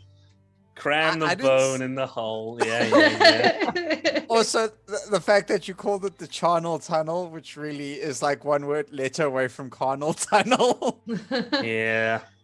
Um, It's been a fun campaign, guys. I think I'm out. question for DM, do we know what the other group went, that they went down to this tunnel, and it was like down to the catacombs that the other group went, wasn't it? No, they just went down to the sewers. They went down to the sewers. Okay, so this is sewers. Separate from that. Yeah, so... yeah. In just some other part of the city, that much like the one of the access points that you would have gone down in your first mission. Oh yes. So they did wind up somewhere else, but they did just go down into the sewers. But mostly the sewers here, you go through like residential area, like it's kind of cobbled together, a bit of a shanty town, but not far from there are these catacombs. Okay. And as you've made your way there, there's you come to the entrance of them and come into the first level. There's a handful of mourners, lighting candles in these little loculi, these little alcoves in the walls. It's quite, the ceiling is squat. The ceiling is at most about 10 foot high. It's not like super cramped, but there's essentially just, I suppose 10 foot would be about 6-7 foot in places, but there is only one hole in the wall generally, going along. And yeah, there's a few mourners lighting candles, saying prayers, but not many, to be honest, not as many as you would expect to see. For some reason the catacombs seem not very densely populated right now. Can I use my divine sense? Sure. Is it Yes, it is dark. There are torches. There are sconces on the walls. There's maybe every 20 feet or so there might be one. They're not all lit. There's just ones near the entrance are lit, but as you kind of get further back in, they're not lit. You do actually see somebody quite far back, but they are they just have their own torch lantern with them. And they're just praying at a distant shrine. So since it's not that busy and we're going along, are any of the unattended or any of the loculi where there aren't people, there, is there anything of interest left as gifts for the dead? Oh, dozens, yeah. Like anything. Here she goes. She's off to pickpocket some graves. It's mostly bones, Durrell isn't gonna like that. Yeah, it's as far as you can tell, it's you see bones and unlit candles, melted candles. Chat says handy Andy. I think that's going to go on a t-shirt. Add it again. Under your character. Handy. Handy. So nothing I would particularly want to make then. Well, give me a perception check. I'm going to say with disadvantage, because most of these aren't lit up in any way, and you don't have any kind of dark vision or. Okay, so disadvantage. This is encompassing ones that you can see, but there's also lots that are much further away. 16. Doesn't look like it. Looks like there's maybe a couple of coins scattered in a few of the ones here. These are there's some things, dolls or idols or some wilted flowers, personal effects. These are this is pretty much the floor that's actually used. As you start to go further, as you go further down, it's just they're either the dead of people whose relatives themselves are dead, or they've forgotten, or these are the ones that are visited, and the drains is very, very poor. Most people don't have enough to give to their own living you children. trying to play to Andy's senses, her compassionate side? No, not that. I mean, they're not offering up much to the dead that could not be nothing of value. Living. So since it's only a few scattered coins here and there, and they are graves, and so it's not really worth the time. So Andy is actually going to leave it alone. Oh. You feel like the more valuable stuff is further down. Fortunately for you, out of sight of the general public. So I want to crack with the divine sense. So yep. The presence, it's 60 feet, and it can be any celestial fiend or undead within 60 feet of you that is not behind total cover. I'll know the type, but I won't know its identity. Yep. I'll also be able to detect the presence of any place or object that has been consecrated or desecrated, as with the Hallow spell. Yeah, there's no creatures within 60 feet that you can say. It's no undead, no fiend, celestial. This area that you're in, you get the sense of consecration. Okay. That it is hallowed ground. It is. But I don't know. It's towards the back, down into the darkness. there's just that vague sense of like you can feel there's this consecrated ground, and it's like you feel it's like a tide washing onto a beach, like it's washing sort of up against this, consecrated ground. So I can tell in which direction it's emanating from, like where I'm feeling that feeling from. Mm-hmm. There is a single dark vision, and you get like a sense of, it's difficult to tell, but much further down, and you'd probably know anyway, much further down, there is a stairway going down to the second level. Okay. Where he said he left the satchel, and it just feels like you get an uncomfortable, you get just like a sense of dread just from further in, Yeah. Like Okay, well, I'm gonna turn around to the party and say, look, I think we need to go down another level to pick up that gear that he left for us. So shall we make tracks? Follow on. Yeah. As you're heading further in, there's an old woman who's praying. She's there at one of these loculi, one of these holes in the wall, and there is a younger man next to her, middle-aged, and he's kind of holding her by the elbow, cradling her elbow and holding her up the shoulder, and he's like, "Mom, I told you I don't want you coming down. I don't want you coming down here no more. I don't like it. I don't, it's not been the same. I don't, there's a reason everyone's clearing out." And she's like, "I've got to come see your father." She says, "Oh, Dad, he's not going to want you, bloody snatched away by something. He'd rather have you at home." And they're sort of just talk as they're leaving. They're just kind of. Do I recognize them? No, they're just randomers. Yeah, just random NPC 13 and 14. Okay. Just wondering if we knew whose wife that could have been. Yes. No. No.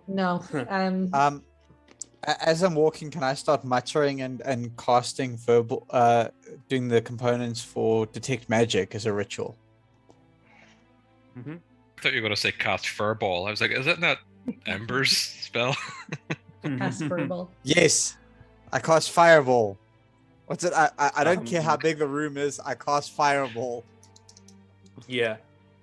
I mean, there's nothing in the rules that says you have to be stationary for the duration of a ritual spell. It's just the casting time. If we're going slowly or we're stopping for the casting, then I am gonna pick some of those coins up. Yeah. I mean, I don't. If we're standing still anyway, like. You're. You're gonna try and nick some stuff. Yeah. Like, I'm not going to go out of my way, but if let me double check. I don't think it is. I just want to make sure that I'm not breaking anything here. I'm actually checking myself. Yeah, no, I mean, it just says it takes 10 minutes longer to cast. So I mean, I assume you can. Yeah. You can do as you could like anything else. Mm-hmm. It's not like it specifies you need to draw a circle or anything. It doesn't expressly say what the ritual is. It's just taking you a lot longer to cast it.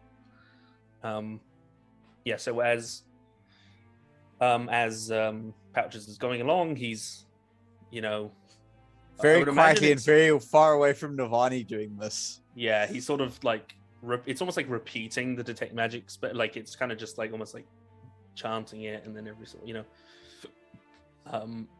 so as you're going along doing that, I mean, so you're not stopping. So is Andy on the way trying to pilfer anything? Like, I figure she has to walk close enough to at least one or two of them to like swipe a coin or two. She's just not going to do it systematically. You're just going like just as you're walking by, just like scoop it up. Scoop up 4 coppers. Ooh, I'm rich. Don't see any of that that willow weed around here, no? No, it's possibly a little too close to street, maybe it's okay. not here, but as you get to a single file staircase, archway, very old stone, like all the stone in it's very old. It has that cool sort of, you know, it looks greasy, you know, it's damp, you know, like old, you know, stone. You're underground. The stone is damp and cold to the touch. Yeah. And No, I'm laughing at chat. Imagine the family leaving their last of their money with the body and dooming themselves to poverty. Also, their dearly departed can make it across the river Styx. Along comes Handy Andy. Ooh, copper. I love the nickname though, Handy Andy. Yeah. I'm imagining her sipping on that drink as well, the little rubber ducky straw, just like. Let's Not hope thinking she's doing anything wrong at all. Like. Yeah, it's like whatever. I don't know. Let's hope the nickname sticks. Sticks. Yeah. Nice. Sorry.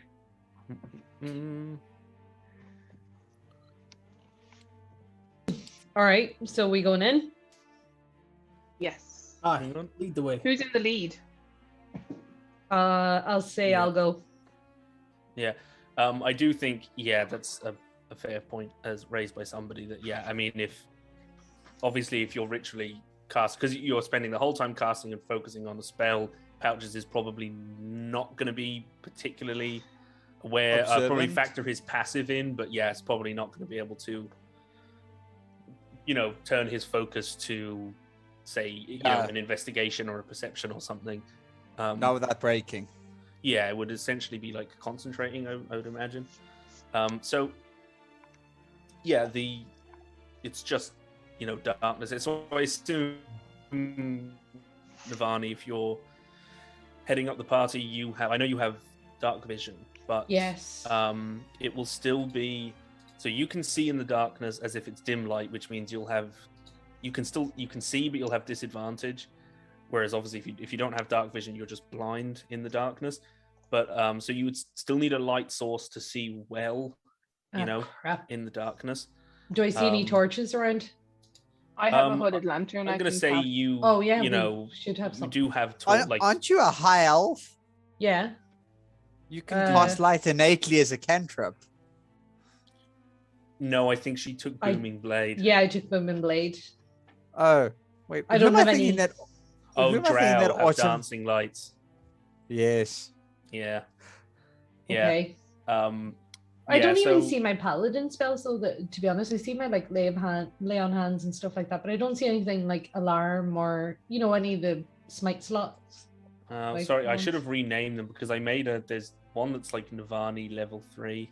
Yeah, that's the one I got. Anyway, no, it's okay. I'll figure it I thought out. I put it, you know.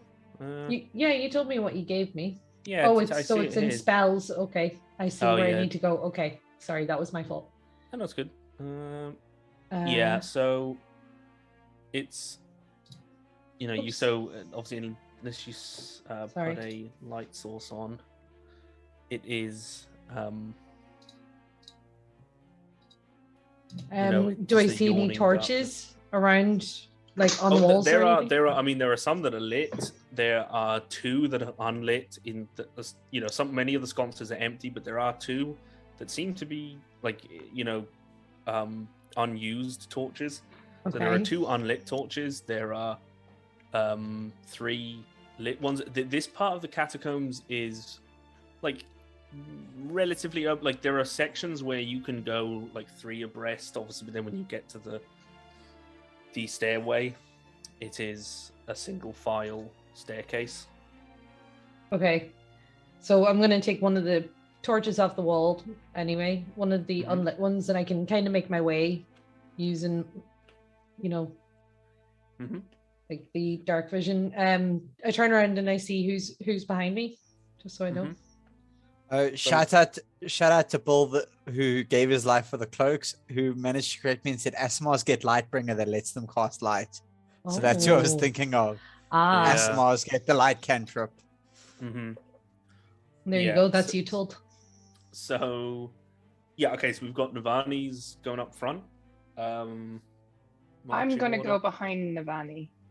Okay. Do we have a map? Behind Andy. Well, you don't have a map yet. Okay. You aren't even at the map stage Oh Lord. of the catacomb. This is preamble.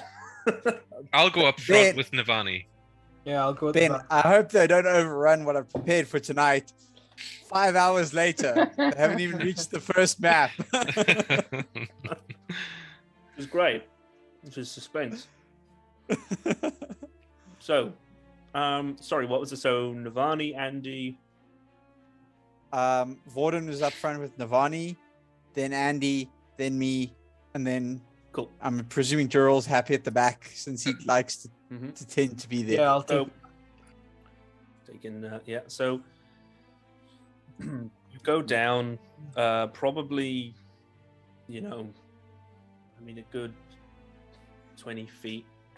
It seems 15, 20 feet further down, and it opens into a slightly more narrow corridor, opening into.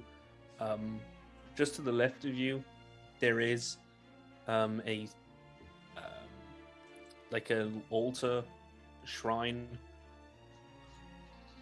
with a feminine figure statue. It's pretty crudely carved. It's not a very good representation, but the pose, the features, you recognize it as Aizendore, or Paddy can probably correct me if it's Aizendore or Aizendore or.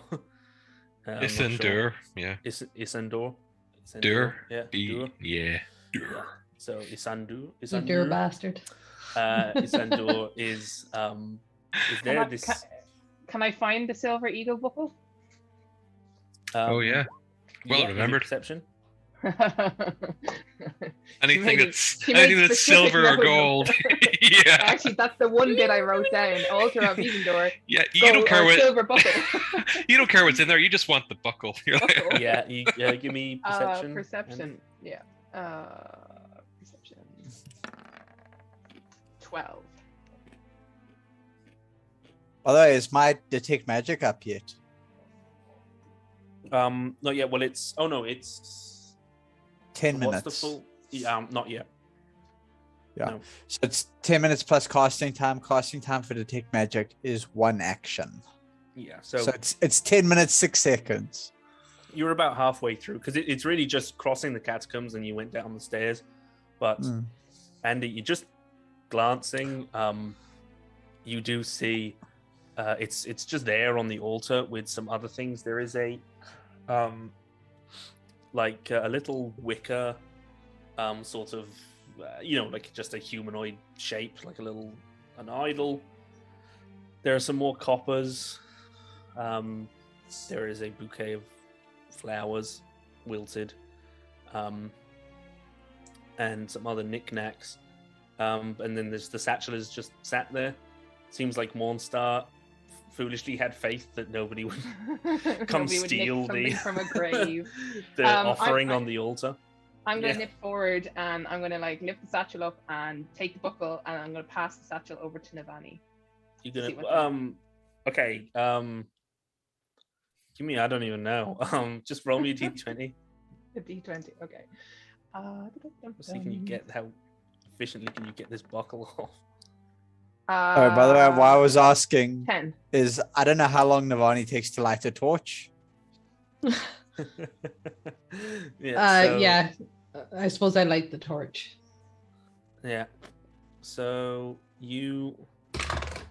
I'm going to light a torch also. Yeah, you do. It's pretty rough. I might put mine out then. You're going to light one. Yeah. Andy, kind of hacks the buckle off. It's pretty rough. But you'd estimate it's probably worth about 11 silver pieces. Cool. If you're eyeballing it. And actually just one thing here. Actually.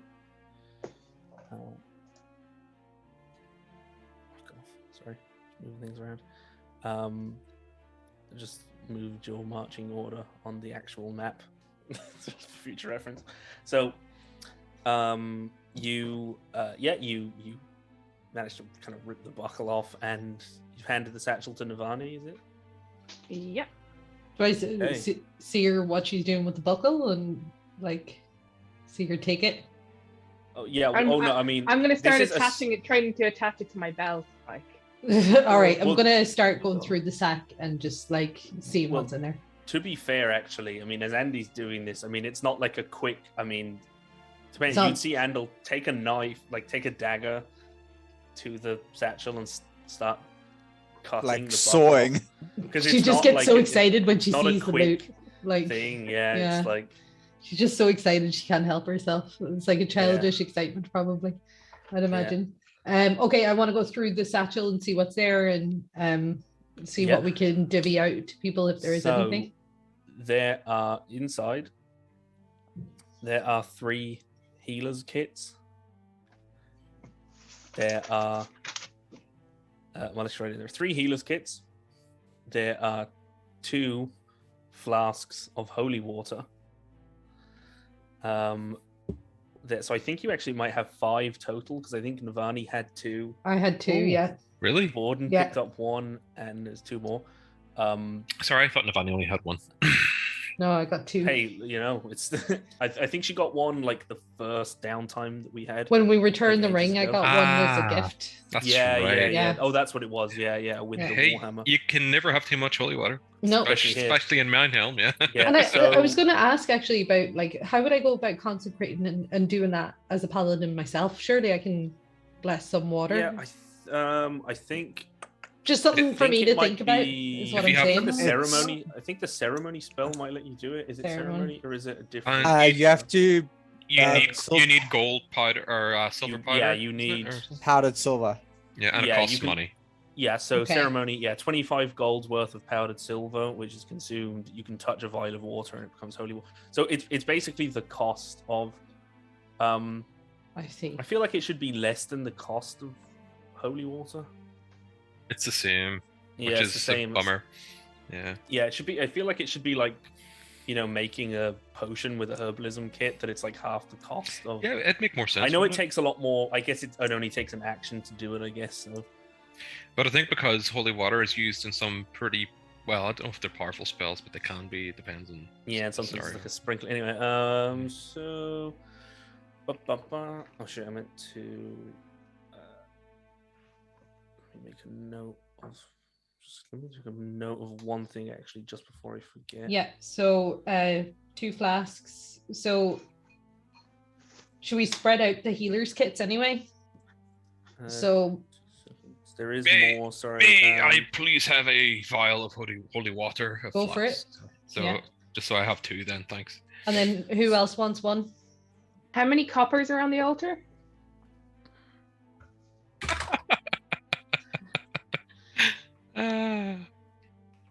Money, money, money. Handy Andy strikes 17. again.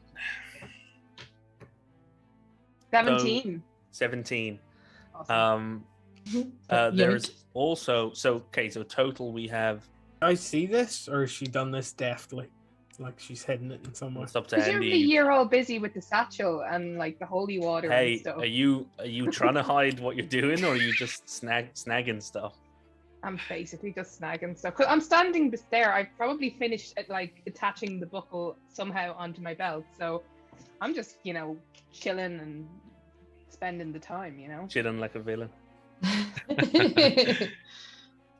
Just before Doral potentially reacts, there is 3 healers kits, 2 flasks of holy water. There's 2 potions of healing in there. And there is a scroll of aid. The Okay. aid spell, which is a 2nd level paladin spell. I'm taking that. Now, because it's of a level you can't normally cast, so you'll have to make a check. to What level try is and it again? cast it. 2? I think it's 2nd 2. level, so it's 8. This is the spell aid. So it would be an DC 12 Arcana check, And if you and fail, then the scroll is the wasted. scroll's is wasted. Yeah. Right. Okay. Or you can give it to your little brother who can cast it without making any check. Yeah, I think I'm Yeah. gonna do that. And I'm just gonna look at it and go, You're probably going to be better with that than I am. I'm gonna just like keep muttering and chanting, and like in between, I'm just gonna take the scroll and like put it into No, my I sleeve. just like fold it into like a little paper plane hat thing, and I just pop it on his head while he's still doing the ritual. Well, I don't think aid isn't on the wizard spell list, is it? No, it's not. Is it not? But Oh, so it's anyone a can paladin cast spell? but anyone can cast a spell from a spell scroll, as far as I know. All right. Okay. Is that right? Just wondering. I didn't don't know. Like, I think you can cast outside your. what does Maybe chat not. think? I always felt that that's how it should work. I may house rule that anyway. Yeah, I thought that was how it worked, but I'm just not sure. If the spell is on your class's spell list, you can read the scroll and cast it. Otherwise, the scroll is unintelligible. But I feel like anyone should be able to make I'll probably raise the DC, but I feel like anyone should be able to have a go at casting a spell scroll. Yeah, it makes sense. I think definitely if it's not on your class's spell list, or if you can't cast spells at all, I'd say it's probably like going to be even more difficult. But if it's not on your spell list, or if you can't cast spells, I'm definitely going to introduce in the DMG. There's a table for scroll mishaps.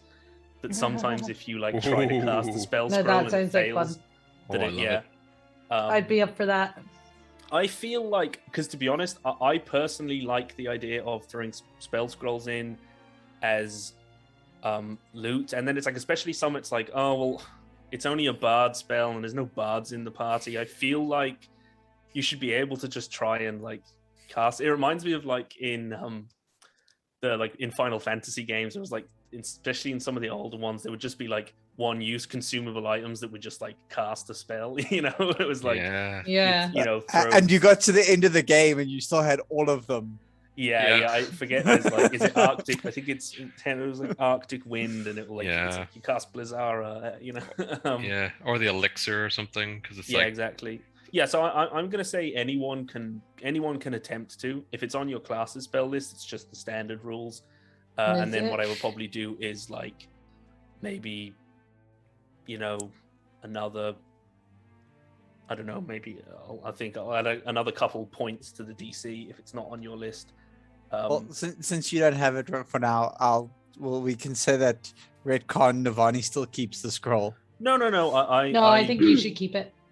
Gabriel Hench. It's going to be easier for Navani to do it, or it might even out because Pouch's Arcana. I've just already given it to him, but yeah. In the chat, we have a suggestion that it doesn't destroy the scroll with a fail, but instead blows off your left ear. Oh, ow! Price is high, but it might be worth it. That it consistently.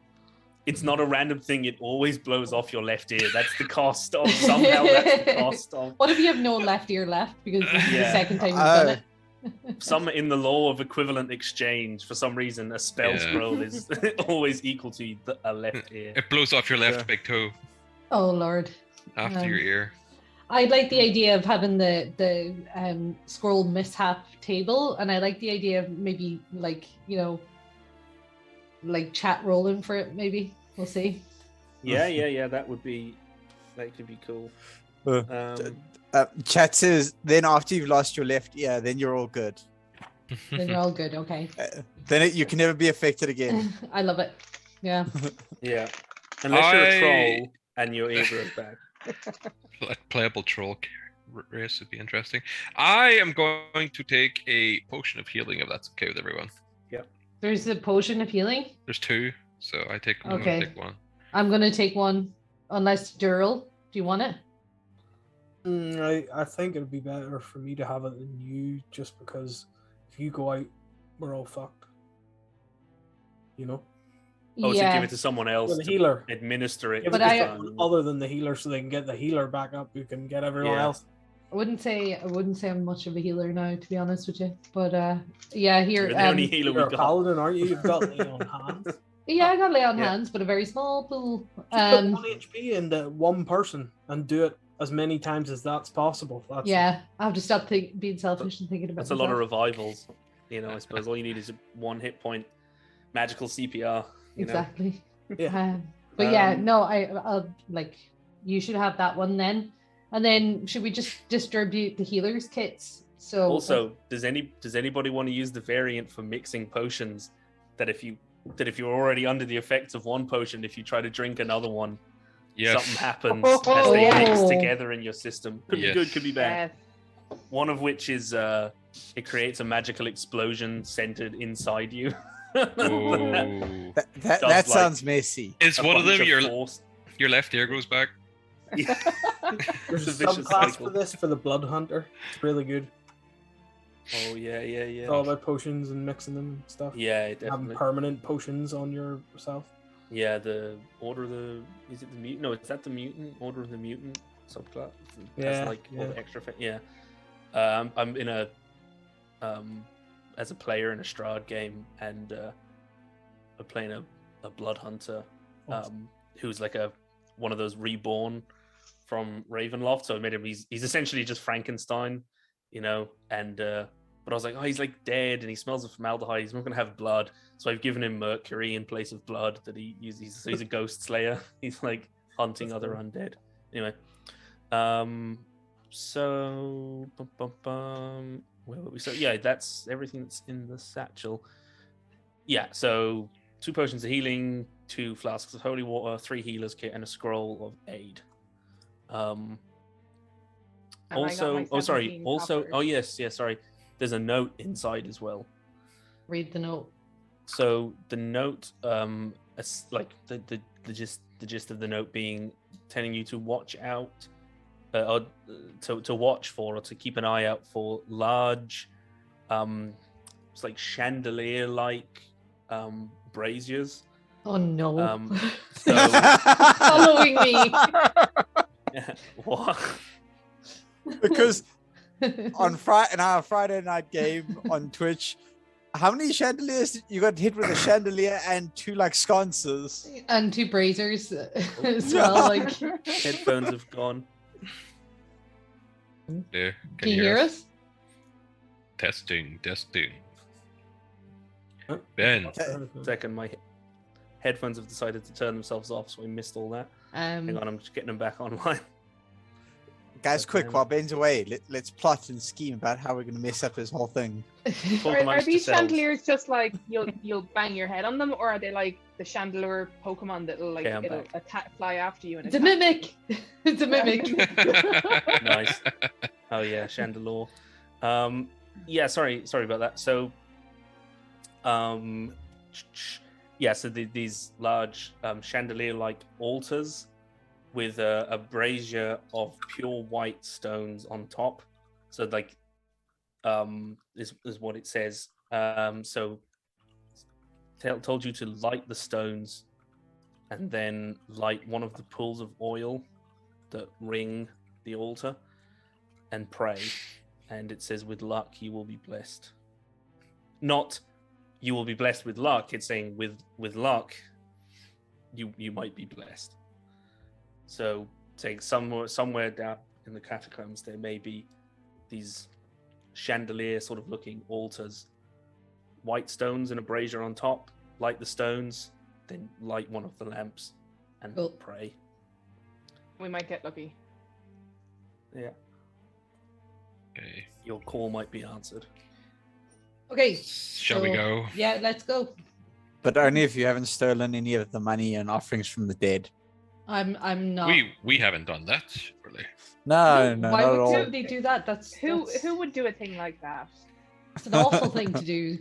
Like, We need a jingle for Handy Andy every time she strikes. yeah, like sexual harassment panda or something along that line. Yeah. If anybody's quite musical out there, we're open to suggestions. So It's gone in a flash, like it was never there. It's Handy Andy. Yeah. 2 seconds, I'm making. So as they all leave the room, I sneak up to the altar and put 17 copper on it. Oh. The chat says, you know things are bad when the DM suggests that you pray. Yeah. Yeah. Yeah. So the end of that letter said, with luck you might be Blessed. blessed, or Blessed. that your call might be answered. Okay. And that would be the call to Arbitus for me, right? It would Or- be, Yeah. I suppose, to Like, whomever, call out to your gods. okay. Who's okay. the Santa Claus of Minehelm or the Saint Nicholas of Minehelm? That's a, you know what? We'll have to figure that one out. Gizcog, maybe. I don't know. No, Lord Gizcog, Puddle. I think. I mean, Gizcog is kind of the Santa Claus of this multiverse. He's a bit too small, like to be a.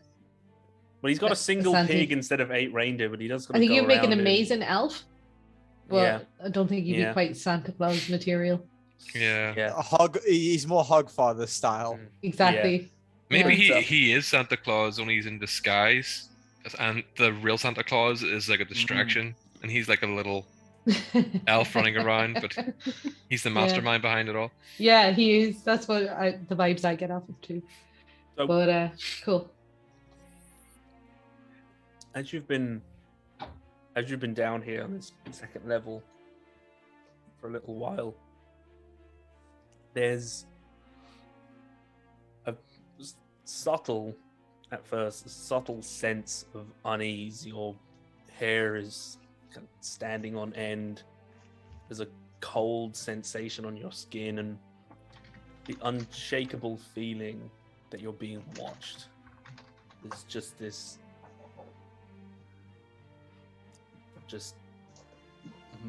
Is my divine senses still tingling? What's the duration? I don't see a duration on it. Let me see. Like I cast it just before I came Yeah, down here. I'll- So I'll double check for you. thank you. It's just okay. So That's the DMG, not the player's handbook. I was like, what the fuck is the paladin? It's like flicking to where the DMG. is it? Uh, You can use this feature a number of times equal to 1 plus your charisma modifier. When you finish long rest, you regain all expended uses. So I think it's maybe 4, but I don't know. till the end of your next turn, so it would be about 6 seconds. Okay. And do I Seems get a like it's feeling? more of a. Seems like so you'll have to make another use of it. Okay. It seems like it's more of like a ping, like you kind of Okay. like a wave. Okay. Yeah, I'll hang on to it. Anyway. Yeah. It's just sort of a bad mojo kind of feeling, Yeah. But yeah, you see, there are no torches lit down here on the walls. There are loculi, little alcoves dotting the walls. Kind of winds around. It's 10 foot wide and a couple of open passages, but you can see in the distance there is a 5 foot wide, a single file corridor lined with holes on either side, and then another squat archway and just a yawning mouth of darkness, stairs descending into it. Okay, I'm gonna turn behind me and just say to the group in a hushed tone, okay, everybody get ready. For what? We don't know yet. There could be anything down here, so just be ready. I hold out my torch. Let's do this. Am I done yet, by the way? You are done at this point, yeah. Do I see anything? You do not detect any magic right now. Other than what's on various party members. Yes. How wide's the corridor, Ray? I'm gonna pull my daggers. What is... Sorry, 2 seconds. Can people hear music from Roll20? Not anymore, actually. Oh, there we go. I can. Yeah. Yeah, I think it's doing that thing for me that I realized they had the site muted. Yeah, it's cool. So did this start playing? Ooh, spooky. Oh, Just for the record, I'm holding my shield and a torch so that Mhm. Navani can hold her hammer and Shield. shield. Thank you. Okay. Yeah, it's great. Cool. We're just gonna be 1 second. I just want to.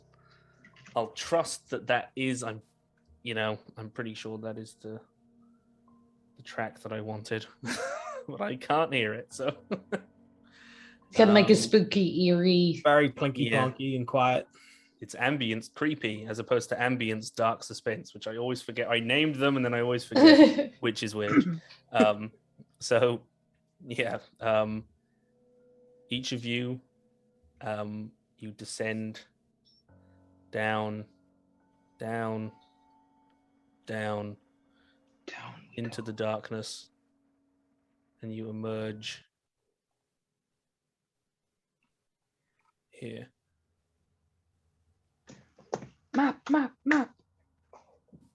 We made it to the map. Oh my god. We made it to the map, guys. Finally got there. I feel like Dora the Explorer. Yeah. It's the map. I forgot that the stairs were 2 abreast. I thought I had made them single file.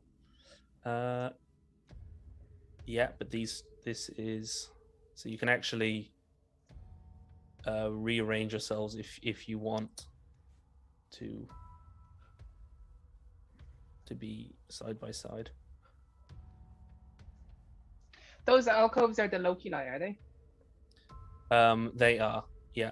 So there are bones and unlit candles in them. There are sconces that if you wanted to put a torch, some contain spent torches. Others contain none at all. Chat says, "Look, Andy, alcoves you can steal from." I know. I'm just so many alcoves. Yeah. Oh, hang on. No glow okay, down here. Got my audio back. Has Sorry. anybody bought torches with them? I've only got one. I'm I've gonna mine. have lit my hooded lantern, and then I'm gonna look in all the alcoves. Okay, so Andy is just going into each of the alcoves. Pretty much, yeah. Okay. Do I see any glowing from detect magic around here? No, again, and it's 60 feet, right? 30. Oh, within 30. No. Warden, is that your torch? It is. Excellent, thank you. It's actually quite helpful. So, Andy, you're searching around. So I'm gonna assume that you, peer down the corridor. Well, it's making dim light, so you can see another little bit down there. I'm just gonna walk up to Navani and be like, "You always take me to the best places." I know. It's what you deserve, though. Yeah. So I'm just gonna chuckle at that and walk on. yeah, Andy. Well, I mean, I guess. Will you give me 1, 2? So yeah, 1, 2, 3, 4. You give me 5 investigation checks, then I guess. Okay. 2. If those circles are too confusing, just tell me to turn them off. No, it's good. So 22, 14, 5, 16, and 12. Okay, so looking around, they go back about 5 feet. You can see that there's not a lot of hiding places. So after this initial thing, you're kind of pretty sure that with kind of a glance, you'll be able to tell whether there's anything to nick in these alcoves, in the loculi as you go past. But this one, oh, sorry, I'm on the wrong tool. This one here, the bottom left one, does actually have. Oh, sorry, I need to pull up my. Got to pull up my loot sheet. I didn't have it open. This contains. Sometimes it's not about the treasure, you see, guys. Sometimes I'm finding you useful things. You know, hopefully treasure them. Sometimes, Yeah. Sometimes. Sorry, bear with me. DG Gibson says the best thing about Roll20 is when you see a token move a really nervous looking one square. Yeah. So, let me see.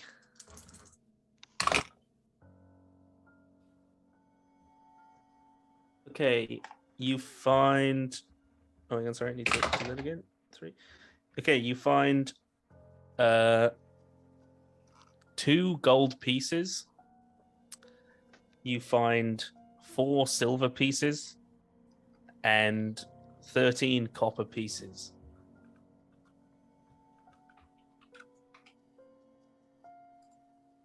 Good for Andy. This is why she does what she does. Slowly but surely, I'll make all that money. You just got to push some bones out of the way, push a couple femurs, couple tibias, a few teeth, and you're golden. I assume there was no like daggers or anything like that in any of them. Just No. money. Money. Yeah. So, sorry, looking for something. Right. So Vorden has gone down here. So sorry, I say that to Navani. Oh, are we going this way then? Well, I was just creeping up to see. There's nothing on either side of us. I don't think it's just one long corridor. So I was just going to go up and like carefully, like peek around any corners I might see or anything like that before I get to them. But carefully make my way through. Yeah, I'm gonna say that you'd have you can't see fully, but you have a pretty good sense that there's more alcoves there. You look down there and down there. It's just more cold, silent stone. What's? Can we listen out for anything? Can we hear anything, or is it just dead silence? Can we give me a perception check? Hear anything other than creepy music? Yeah. Perception. Yeah, is that too loud? No, it's fine. Perfect. 9. I hear nothing. Can I do it too? Actually, since I'm up ahead. Yeah. Of course, yeah. Perception. Oh, my perception's not great. Let's see. His ears like. My left ear fell off.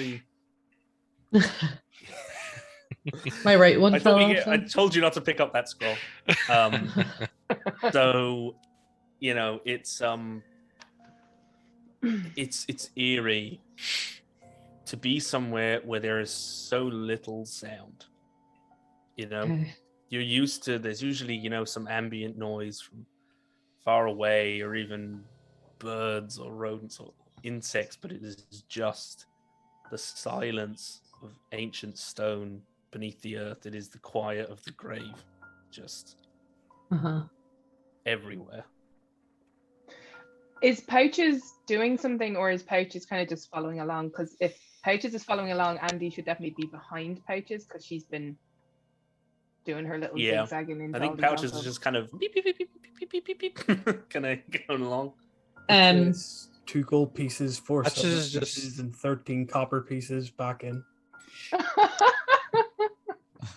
Okay, so I also slap There the are so ground many with my alcoves down right there. foot, and I attempt to use mold earth to close it. I think Okay. Navani is going to turn around and say, "Look, guys," like in a hushed tone, like, "Look, guys, you can clear this place out. Once you finish, you can bury it for all I care. But let's come here and do what we were supposed to do. Just leave the alcoves and everything else for now, unless it's particularly interesting, and go kill this necromancer." So, Doral, you're trying essentially to close the whole thing over. Yeah. Okay, let me just. He doesn't want me to spot the money on the way. No, back he out. doesn't. But, like, yeah. You could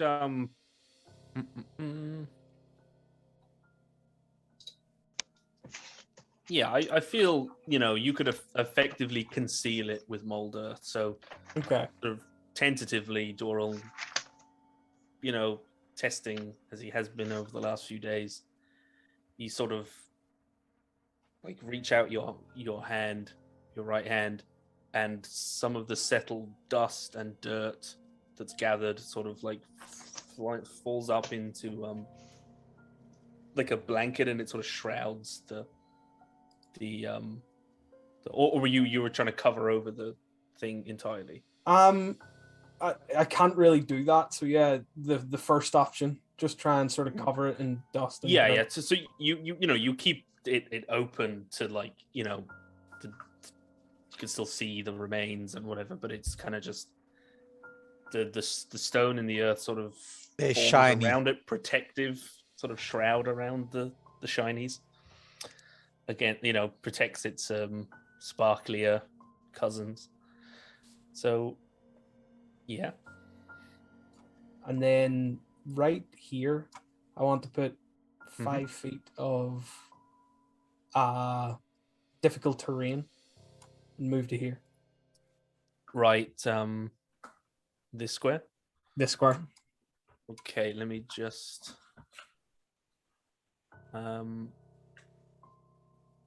Sorry, where is just bear Something with me like 1 that? second. Oh yeah, perfect. I was just gonna cool. Oh, come on. A nefarious people could trap certain member of the party just by planting something shiny. They totally could. Yes, they could do that. So against my better judgment, because this has not worked out for me when it happened in the past, Andy's heading off down this corridor. I'm just going to Can call Can out. we Be like, see her doing that? Yeah, presumably, unless she's stealthing. No, she kind of just peels off and goes down here a bit. Okay. I follow you down then. Squeeze past pouches. And just say, Do these all look like dead end corridors? Yes? yeah. No, sorry. I will just, sorry, for the sake of illustration. There. Up ahead. Why the fuck is it? Sorry. It always does that. The reveal tool, it seems to make me click it several times before it starts working. Oh, it switches back. I'm just gonna like use a message, and I'm gonna cast it on Andy and be like, Andy, this is God. He says, stop defiling graves. Andy's just gonna be like, what? She's God not sounds a lot like actually- pouches. Yeah, God sounds a lot like pouches. Which I think to be fair, in Pouch's own head, that's true. Yeah, I was gonna say, yeah. She's not actually trying to loot these alcoves. She is going to listen to Navani unless something really obviously shiny and awesome appears. She But is cataloging she's- them for later. She's mapping it out and making sure that there's not like a corridor that way or something. Yep. And Still and nothing as with you're- with magic goodies. This, you know what? I am going to any one of these. Hang on. So this, there are valuables in that alcove. There is a similar smattering of coin in that one. But no magic toys for me yet. No magic toys for you yet. Then, right here, I'm going to use mold earth and write in Dwarvish on the wall, exit with an arrow pointing round the corner and up. Sweet. Good idea. You're making us a thingy-majigger like a string, but out of. I'm gonna move up to Vorden and say, Yeah. so how does the road ahead look? Where is everybody? Playing silly buggers. I think Andy just crawled into someone's grave. Okay. It was something shiny. I wasn't, I was just making a mental map, but then I saw something shiny. So. That's handy Andy for you. That is handy Andy for you. So, just Doral, is it you can have? Is it 2 of the Yeah. Molder things at once? Cool.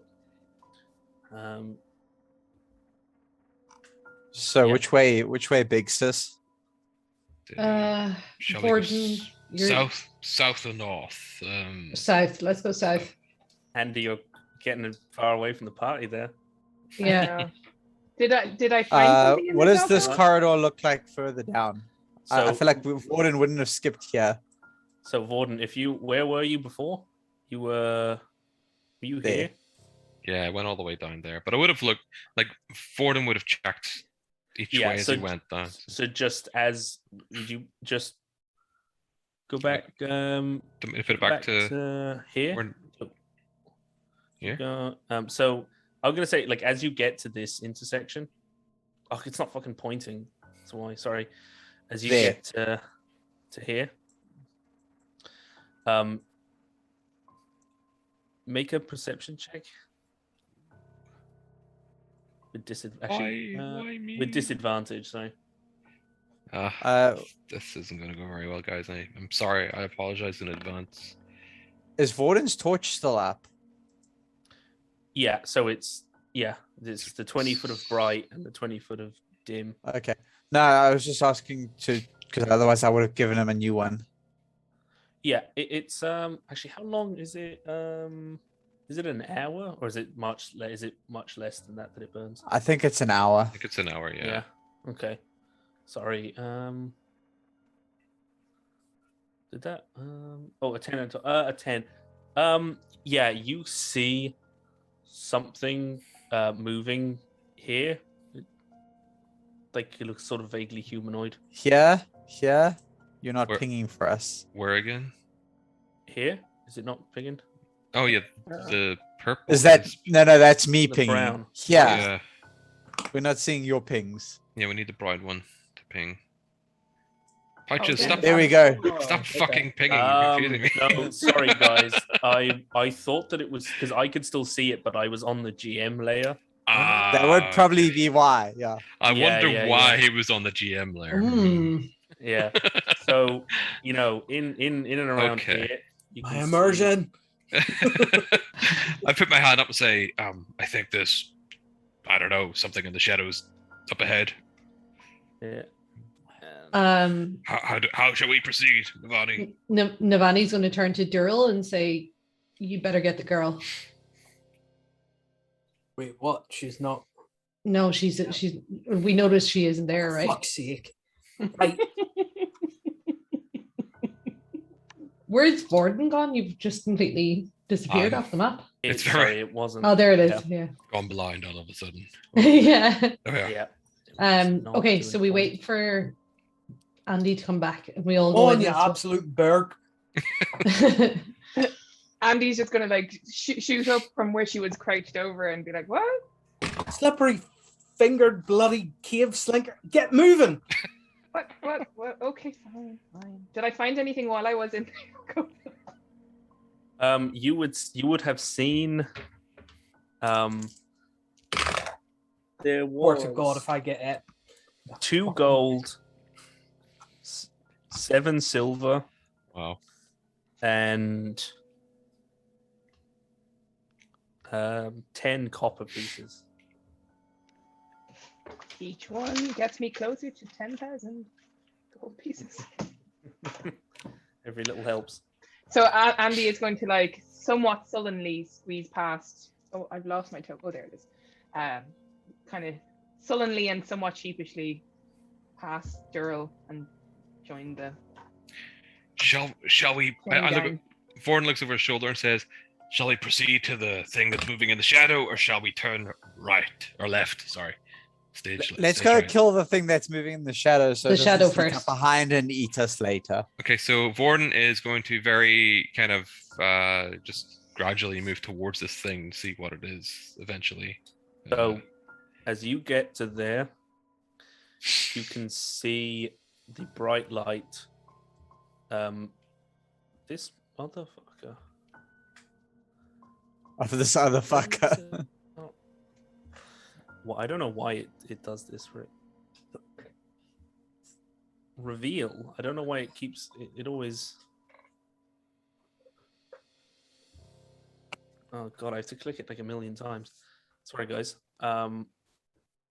And you see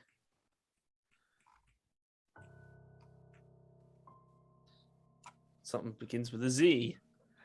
And so Vorden, you see standing there with its back to you, but as you shuffle forward with the torch, emerging from the gathering dark is a grey-skinned, missing pieces of flesh, mottled, decayed, Zebra. stringy hair zebra. I should. A walking corpse turns to you and looks with dead eyes, shuffling. I shout back to Andy. Andy, you can Yeah? rob it. Rob this corpse. Oh, can I? Oh, where's the corpse? Where's the corpse? And just as we roll initiative, I'm gonna. It's an This is still Jean's initiative is up from the last Cloaks game. So as we roll initiative, facing down this lone zombie, it turns to you, holds out a hand as if it's about to lumber towards you, and its head just falls off, just rolls to the floor, and then its face, the cheeks sink in, and its two teeth elongate, and the head starts flying, and it starts floating in the air. Its flesh splits down the center, peels off of its body, and like with 4 boneless limbs, starts to slough like a squid, starts slapping towards you, and its headless skeleton starts to twitch on its own. Its fingers elongate into claws, and it digs its claws into the wall, and it seems like it's starting to climb the ceiling.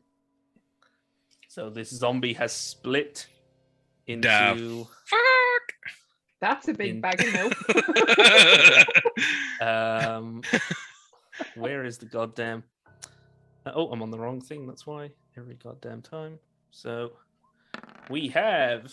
Did that roll? It did. Number 9. Did I not click on my thing or something? If I click on Vorden, I thought I had already clicked on my... Try it again.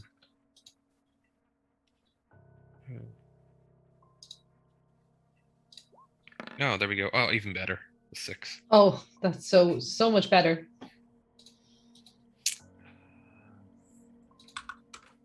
So can I tell what this is? You've never seen anything like this before. Okay. This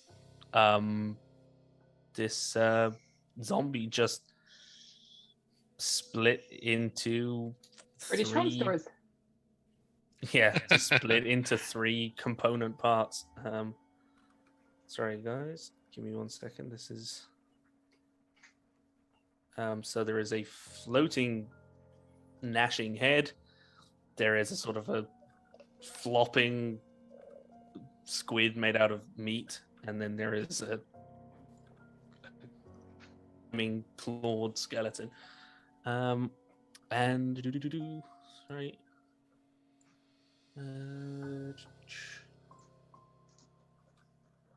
Meant to put this on before. So we have, let me just add these turns. So we got Doral at 18.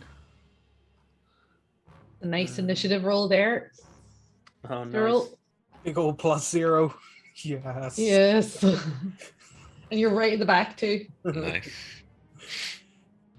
Excuse me, coming through. Yeah. Hey, watch it, man. 18 and another, I'm just gonna say sorry guys. So okay. So that should be everybody. Okay. Andy, You are up.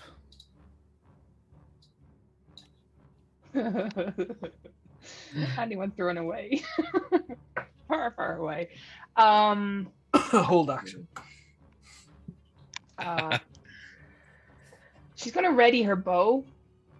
And having gotten a look at this thing, she's loading an explosive crossbow or an explosive arrow. Yeah. I have one of them somewhere in here. Yeah. So she's loading one of those into her bow and then holding the action. Yeah, sure. Is that so? That's everything Andy's doing. So that's everything Andy's doing. Yeah. Okay. Doral.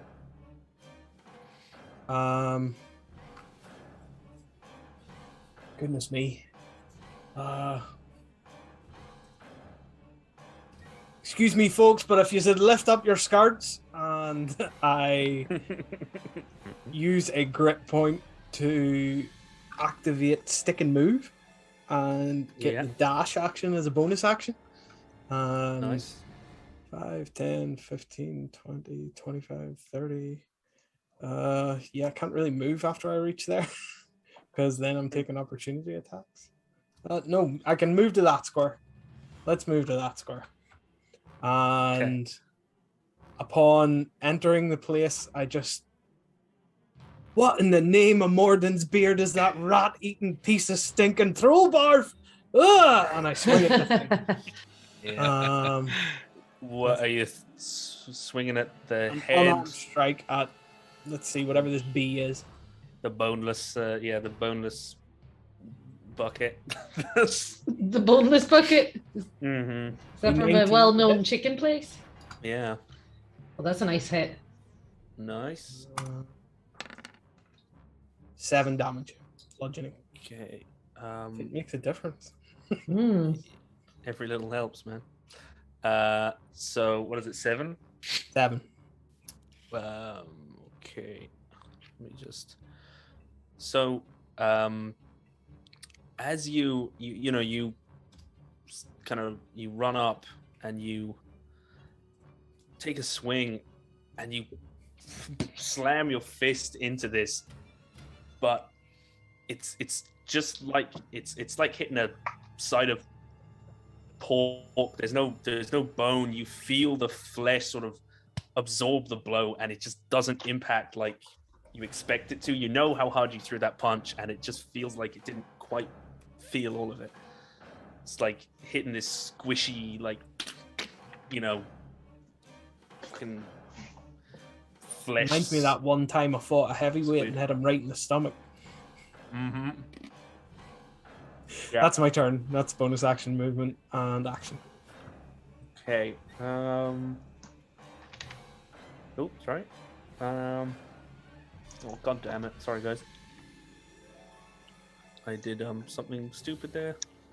Unlike me, I know. Just give me 1 second. So he's like a zombie-looking guy, then, guys? Or yeah. So I think that bee was the body, and it seems to be moving in a. So he said floating head, flapping squid, and clawed skeleton. That's what I got. Right. Yeah. So I'm guessing the H is the clawed skeleton, and the B is the squid, the flopping squid.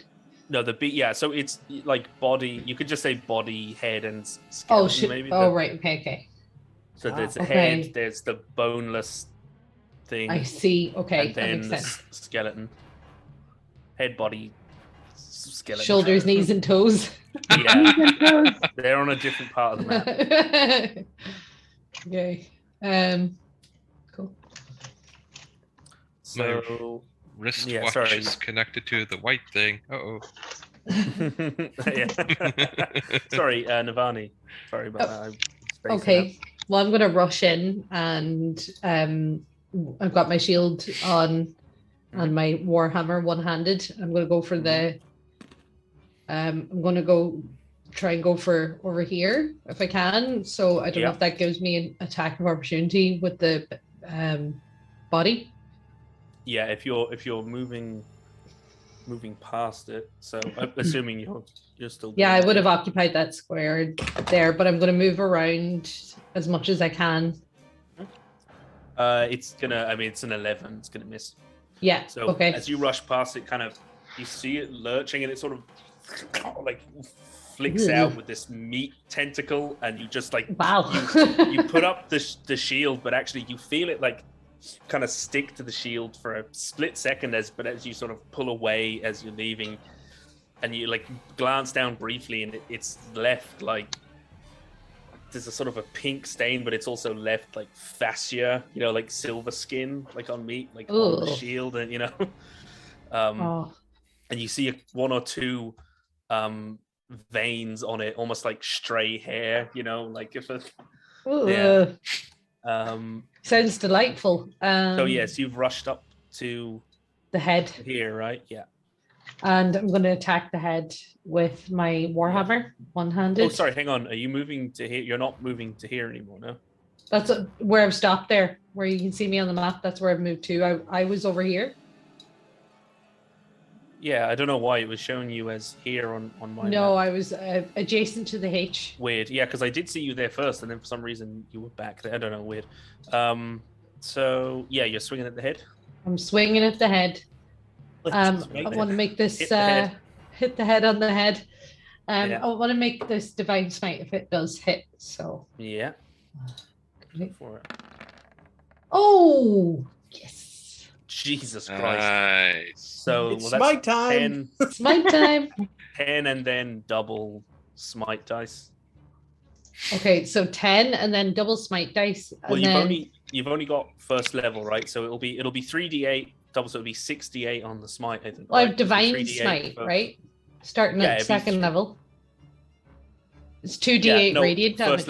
First level spell slot. I mean. Oh, okay. Yeah. So it's 2d8 plus an extra d8 for being undead. Undead, yeah. So 3d8, and then so it'll be 6d8 you're adding on. Okay, so do I take that and then hit again with my warhammer, or do I just roll for it? You could just roll 6d8, and I'll Okay. The joys of 68. Okay, well I'm gonna roll 5 and then one more. So that's 30. My word. The critting cuckoo clock has went off. It's crit o'clock, everybody. So, like, Rana, you rush in with the thing, and you kind of you see like you just swing down like whack-a-mole. You see this thing is starting to bob up and starting to take to the sky. And you just initially again you just it hits, and then you hear a skull crack, and then suddenly the crack in the skull just fills with light, and we're not, whether from the hammer or from the wrath of Celastra, it just explodes like a melon, like a flash grenade just went off in there. And I'm actually going to say that it doesn't. No, none of them have eyes, so they can't really be blinded. But it just is obliterated. What's on the exploding things? Just splatters all up the walls and onto people's faces. There's a bit of a wave gets sent out, and the boneless thing bucket skeleton also take 3 points of radiant damage, just as it ripples out like a wave, and possibly because it was the head, maybe we're not sure. Is Navani doing anything else? Can I still use some of my movement if you have it? Yeah, and I'm just going to move up to engage the skeleton. I'm sorry, Navani. Actually, sorry. Just in case it changes things, because obviously we were running through all that. But if you down this corridor. Oh God, why is it? Oh, is there another corridor down here? Like straight in? So 1, 2. Yeah, you see. Oh. I will just reveal it now. there is another zombie moving down towards you, and you see it again when you kill this thing and you glance behind you, just checking your six, Yeah. making sure that, and then it's to Brute. It's to I'm just gonna put these tokens on the onto the Oh. board. So oh Lord. Whoops. it, Celestra, save us. so it splits. It splits into three, as you see, and it just Okay. decompartmentalizes itself. Okay. Just in case, obviously, if it affects what you're doing, where you're moving next. Yeah, I'm just thinking that maybe I should just run up and engage those. So that's what I'm going to do instead. I'd say Durrell has it handled with his fists of almighty fury. So I will go up one and just engage whatever the head that's coming towards me. And that's my turn. Cool. It was pretty fun. just saying. Nice. Pouches. It's awesome. So I'm going to run up to here, glance down this corridor, see all of this, and I am going to cast a second level spell, and I'm going to cast Shatter right here Okay, yeah. to catch all three without catching Navani. Go for it. So I'm con saves, right? Con saves. Cool. Save DC 14. Okay. Is that right? Yeah. Yeah.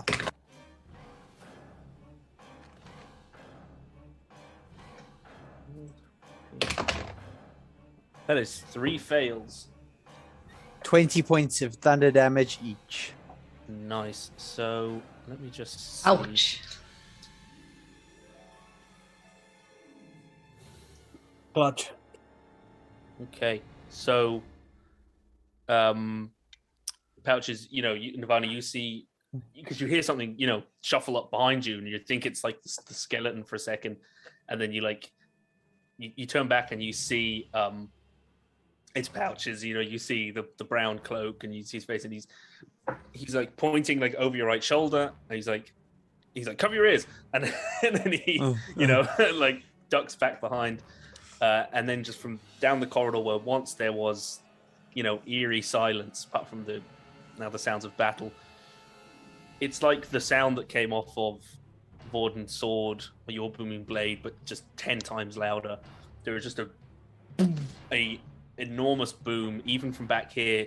You feel it doesn't do any damage, but your ears pop. There's a sort of a dull ring, and you see, first of all, like the movie Scanners, the head just again I like this game. melon. And then you see from behind the boneless thing, you see the skeleton just be rattled apart and just blown into bone dust. Every time you say boneless, I think about the chicken place that shall not be named, and now I really want one. I really want one. I really want one. What is the chicken place that will not be named?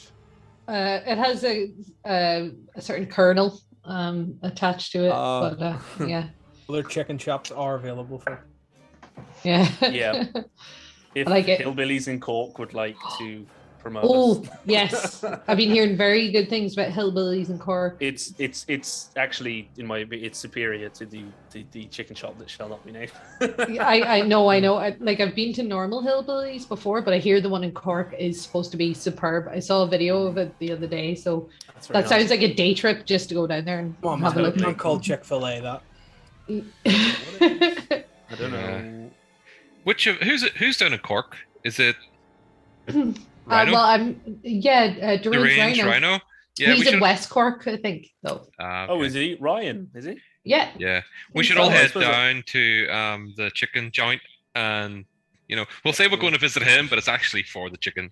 Yeah, I was actually thinking Understand. about planning to do it next week after the video I saw online. I was like, I'm only an hour away, not even, so Yeah, Yeah. yeah. I might take a spin.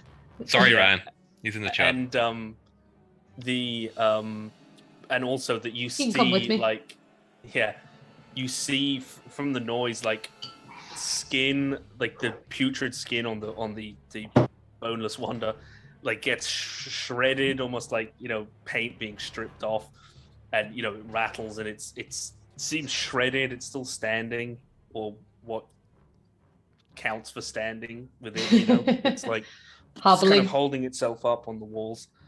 And you notice actually before it popped, the other head, you saw as it began to float up, its features were twisting and its mouth was like elongating and splitting. You noticed its teeth curling into rows, almost like a lamprey's mouth, and its two eyes, the nose broke and split into two. The eye sockets widened, and the two eyes, like two, like, you know, frog spawn sticking together, or two cells merging into one. It just formed one big giant eye in the center. The head seemed to be mutating, but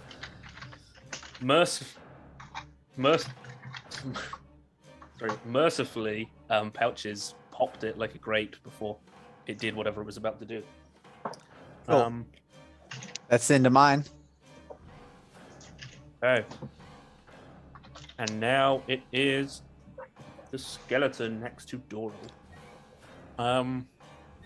So it doesn't really. It's not going out of your reach. It's staying within 5 feet of you because the ceilings are relatively. I can't think of the Low. low. I couldn't think of the opposite of high.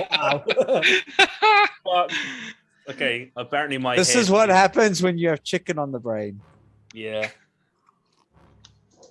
So, you know, it starts digging its claws into the wall, and it climbs up onto the ceiling above you, and then from there, with its feet also clawed, digging into a crack in the ceiling, it lashes down at you with two claws. Moradin's balls. Sorry, that was cocked. So 5. I'd say the second one's gonna miss, but the first one would be 14. 15 AC. Yeah, so it's just it's going wild. It's wild, but it's, you know, it's not particularly intelligent. So you're able to kind of see where it's going, and you duck and weave. You know, it's lashing out, but it's again not very precise. And that is its turn. It is. I'm just gonna say that it's above Doral. I don't want to cover you up, so That's cool. it's above you, in that square, and then it is the boneless thing. But with the skeleton attacking Doral, this thing sees Pouches like pop out and cast a spell, and essentially it started moving towards, you know, this is all happening kind of at once. You know, it's not, everyone's not going kind of, you know, 6 seconds. It all kind of happens. So it started moving towards Pouches, you know, when he had his back to it momentarily. Not that his back is still to it, you know, but it moves forward, and then I'll be right back. Just 2 seconds. yeah, so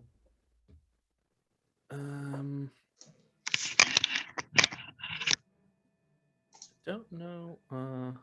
Yeah, so how does it goes? So a 22 to hit. Hits. Okay, but and a 12 to hit. Misses. Okay, so thankfully it lashes out and just slams one of these things into you, and that is 6 points of bludgeoning damage, as this just like just slams into your shoulder. You feel it press down. You know, you feel it threatening to dislocate your shoulder, and then it goes for your other shoulder, but you manage to just pull away at the last second, and it kind of pulls itself back. You feel like it was trying to grab a hold of you, but that is its turn, and it is Vorden. Whew, okay, so Vorden is, I guess, just got so shocked by these things. Everyone got to go before him. He is going to. So the body kind of just sort of like stopped in front of him, right? Yeah, it's trying to latch onto power. It has one of its like appendages latched onto Pouch's shoulder. Which one? This is an important question. Which one? It's left. As long as it's not its middle. Yeah. Does it have a hook? A hook like cats. So I'm gonna kind of like shimmy on over this way, just in case I get in the way of something Andy's trying to do later. And I'm kind of carrying a torch, so I'm just gonna try and smack it in the back of the head. I'm gonna like jam the torch into it to see if it like. Actually, I don't does think anything. you'd be able to shimmy. Because you it can't cut it, yeah, because you can't cut a corner. I'm moving through its blocking. space. Makes sense. Yeah. In that case, I'm gonna. I am going to throw the torch. Slide the torch under it. Okay. So there's you can do that, yeah. There's still light, and I want it to try and land in sort of like the middle of the room if possible. And I am going. Okay, cool. And can I withdraw my sword and hit it? You can. Okay, so I'm going to attack it with my sword. I can't remember. Do I have 2 attacks, or is it still just 1? Just 1. You could action surge, but yeah, I'm not in 5th level yet. Okay. Let me find my. I've got so many freaking weapons. Just use my rapier to attack it. So. Yep. Let's go with that. Okay, for 6 piercing. Okay. And again, as you do, just unbeknownst, you throw this, you kind of slide the torch between its legs, and you jab forward and you puncture this thing, and you're thinking, it's like you're trying to sort of whip it off of Pouches, try and get it free. And as you do, is he helicoptering Pouches? To get the momentum, there's a bit of a teabagging him. And then all of a sudden you feel the quake, the thunderous energy kind of like sheathe over the blade, as you unwittingly cast Booming Blade the whole thing, it's like wreathed in this, not unlike Shatter, is wreathed in this sort of thunderous sonic energy, and you can feel the flesh is like rippling, it's rather unsettling seeing it like move like water. But that's Vorden, unless he's like, are you moving, backing up or anything? He's just staying there. Cool. Andy. Okay, so Andy had a readied action, but I'm not going to be able to shoot through Vorden.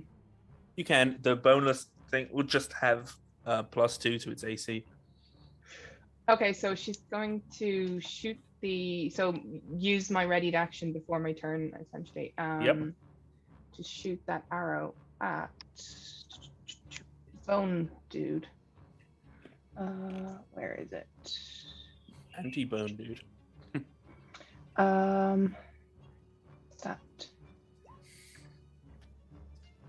is 23 to hit. Oh, that is a hit. And it's 7 here. Well, 7 exploding, I suppose. Oh yes, sorry. This is the Explosive arrow. Okay, let me.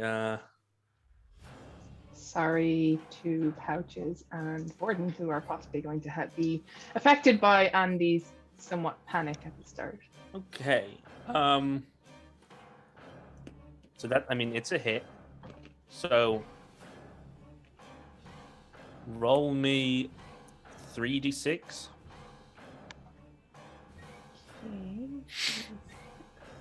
3 of them. 7 altogether. 7. Okay, so hey guys, what is this? So it takes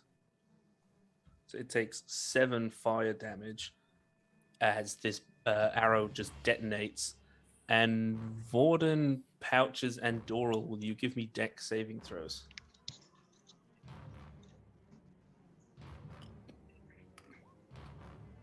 I am unharmed, I'm guessing. Nothing happened while I was away, or should I take some damage or anything? No? Nope. Come on.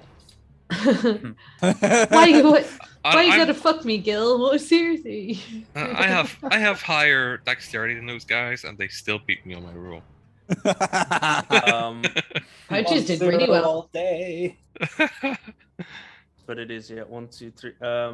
So Doral and Pouches. I'd like to point out, chat is blaming me for this combat. Yeah. It's always handy, Andy. Always. Andy, will you roll 2d6? 2d6. Okay. 2 of them. 6. Vorden, the others managed to stop, drop, and roll, but with just a proximity, and being stunned, you take 6 points of fire damage as this thing just detonates in front of your face.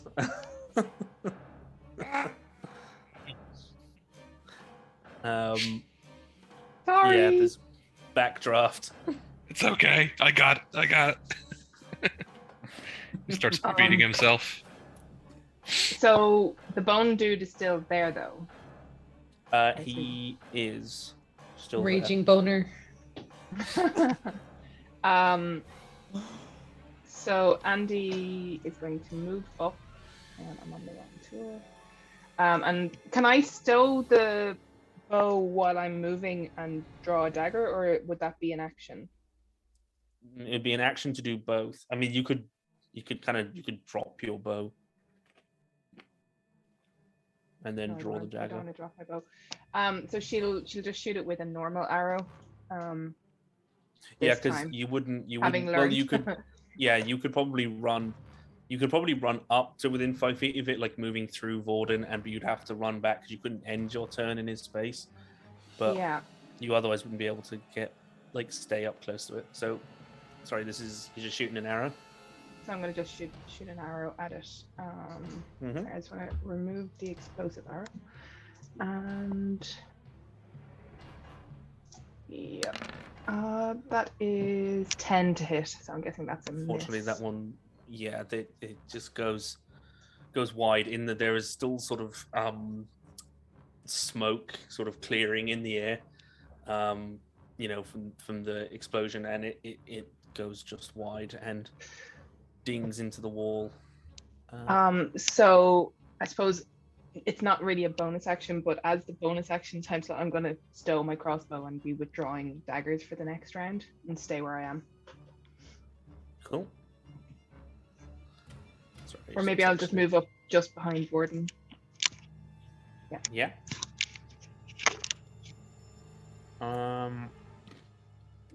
Doral. Very simple one for me. I'm gonna smack my 2 fists together, tuck my hands in close, and spend my bonus action for a brace up. And I get this many temporary hit points.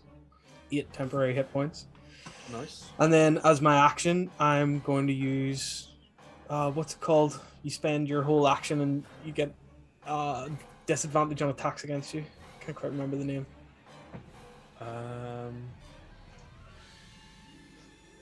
Kyle's saying it, but he's muted. What's it called? Defense. Yeah. Sorry. I was thinking. Dodge. Dodge. Yeah. Dodge. That's the one. It's patient defense for a monk, and that's where my brain was.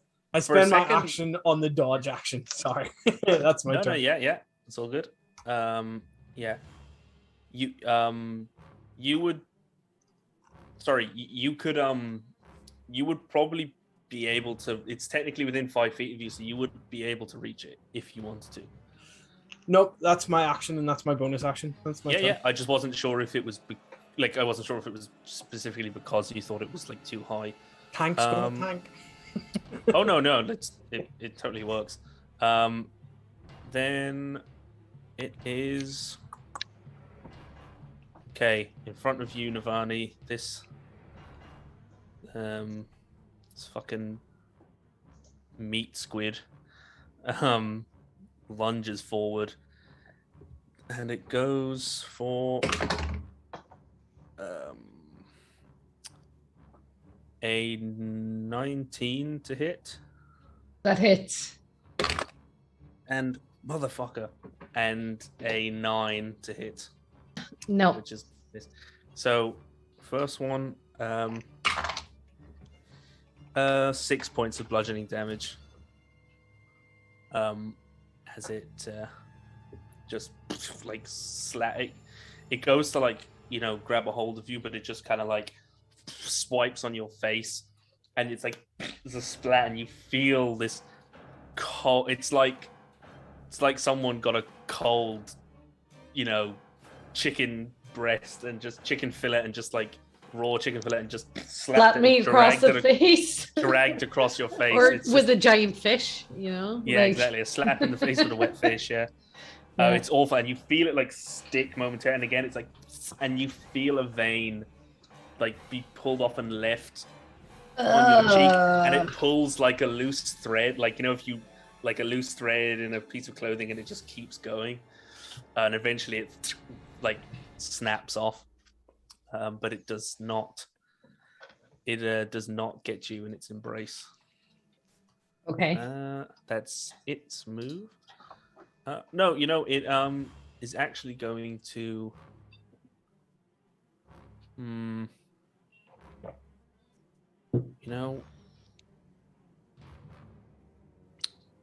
no, it still would have to move past you, so it can't. Okay. But it is your go now, Navani. Yeah, I'm going to smash it with my warhammer. I'm going to do smite on it as well if it's successful. I will just to. Yeah. Okay. Yeah. It's Actually, you know what? It looks pretty rough.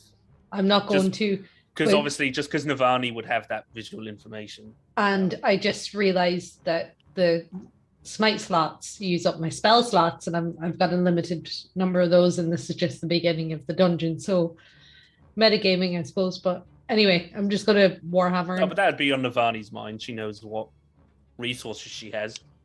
Yeah. Yeah. So I'm just going to hit him with my warhammer. And that is a 23. That is a hit. And that's 8. Bludgeoning.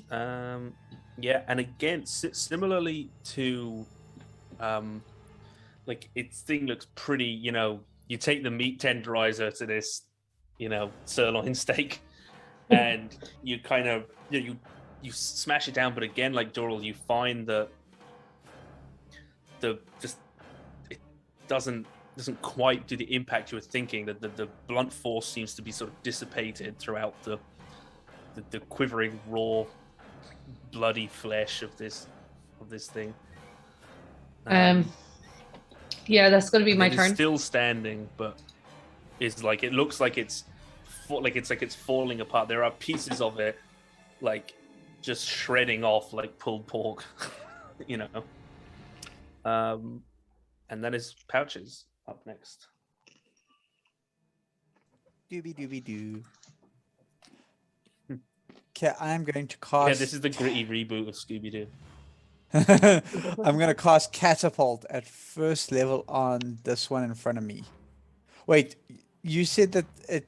Have I noticed that the bludgeoning damage is not as effective?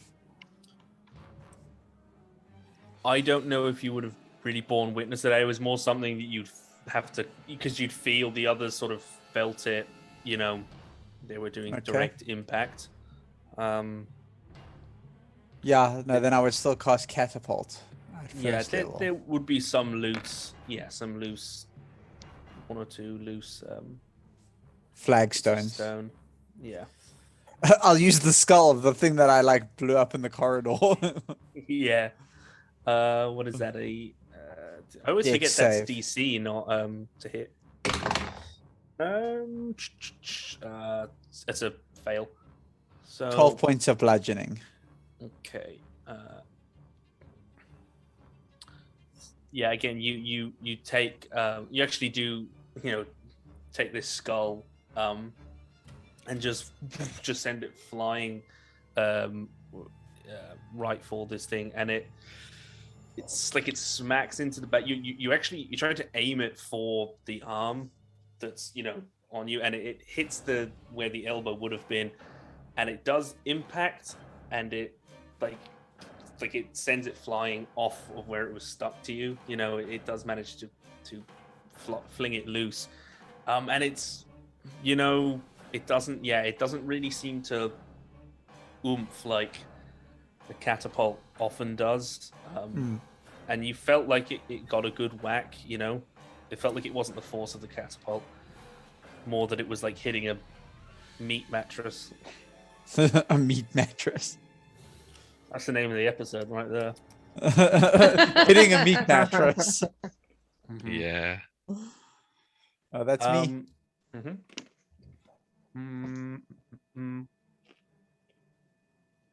So it is the skeleton above Doral, so it's just going to go. Disadvantage on attacks against me. Yep. So 12. Let me just see. I think it might just hit on the first one. Yeah, 16 on the first one. And second one's a miss. So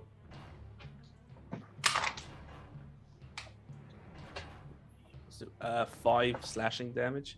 Okay. As it does manage to flick out and just like rake across your forearm, but it doesn't cut too deep. It still has drawn a fair bit of blood, but you'll recover. It's just going at Doral. Then it is the one next to Pouches, and seeing it doesn't really know who to go for. It's still on Pouches, so I feel like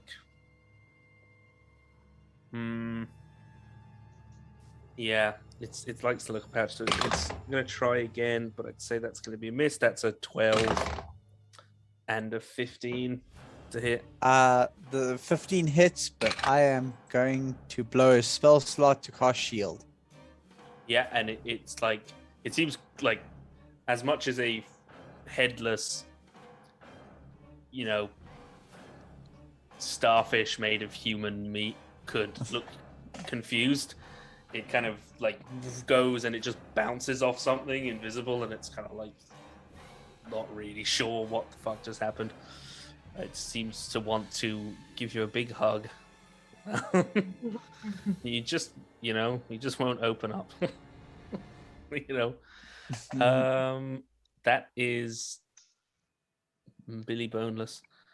It is just stuck there on Pouches. Vorden.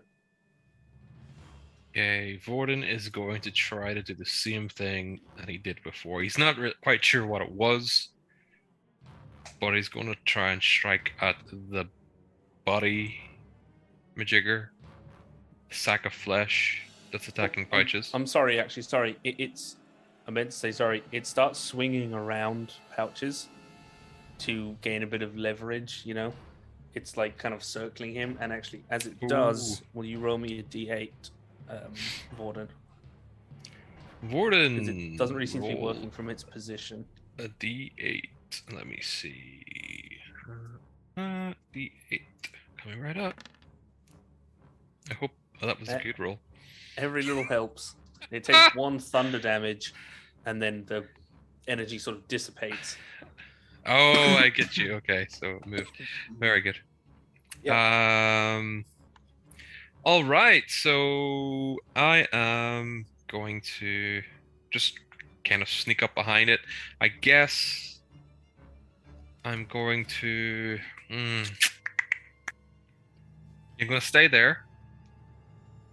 After sort of like putting the last few flames out on my cloak. And yeah, I'm just swinging my... I'm not sure what I did last time, but I'm going to do it again. Having seen that it did something a little extra to this thing. Oh, hold on a second. Why did it do that? Oh, you're supposed to roll an attack roll. Yeah, it until you're level 5, it doesn't do any extra damage on a hit. But yeah, it's only if it moves. Maybe that was rolling. Maybe it's rolling the damage ahead of time for. Yeah, if it moves, must maybe. be. Yeah, so maybe just take that if it moves. If not, then. No, I'll let you roll. I'll use my rapier attack and do that instead. Seems like we should, Let's see if it hits. If it hits. Oh dear, that was not good. Unfortunately, it doesn't hit. It's surprisingly slippery for a hunk of dead flesh. And it does just you go for it and it just twitches at the last minute, and it kind of just you scrape some of its skin off, but it doesn't really seem to do damage. These things are tough, and I just kind of move this way into the corner. Yep. And that's my turn, I suppose. Andy. So Andy's going to move up. That's 10. She'll dagger attack B there. Dagger. Ugh, misses. Yeah, got an 8. The twitchy little. Piece of shit. And then we'll disengage. 10. Yeah. Disengage and then just move back again. Sure. And that's it. Cool. Doral. I guess. Let me see. Yeah, I think I'll swing at the skeleton on the ceiling to my south. Let's see. Arm strike. 13. Does the 13 hit? That is a hit. Yeah. Ooh, nice. And deals 9 bludgeoning damage. Nice. Oh, nice. So, sorry, just let me check it. Yeah. So, it doesn't deal 9 bludgeoning damage. It deals 18 bludgeoning damage. Ooh. As Ooh. unlike the squishy mattress, skeletons do not like bludgeoning damage. And this thing, like, it doesn't have a head, but you kind of just like, you kind of uppercut, and you have to go on your tippy toes because you're trying to hit this thing, but you get it right in the sternum, right in the breastplate and the breastbone, and its ribs just like all explode out, and then it just suddenly there is a shower of bones, like you're playing Mortal Kombat Trilogy, and it's a brutality, and they just burst into like there's 6 thigh bones for some reason, and there's like 3 heads, like all these bones just explode, and you're showered in them.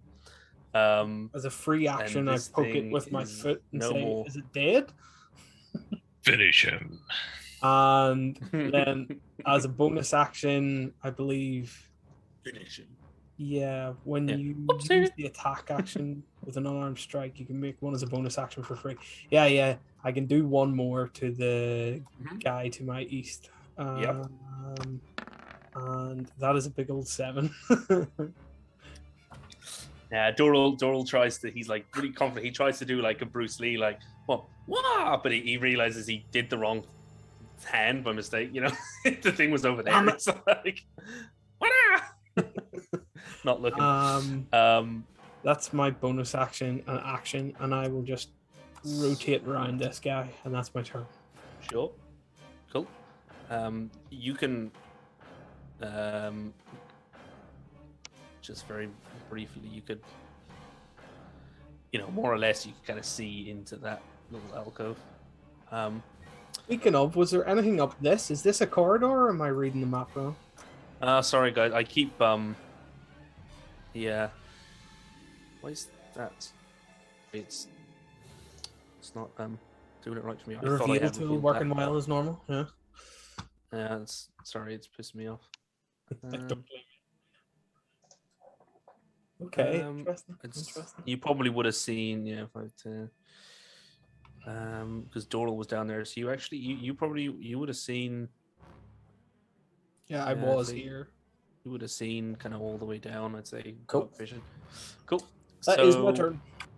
Nice. So it is this guy in front of Navani.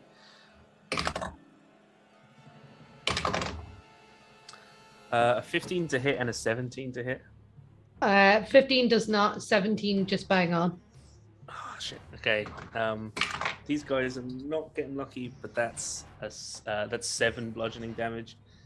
Okay. So it slaps the other side of your face. Ugh. That's it. That's all it's doing. Okay. And it's now your turn. Stop hitting yourself.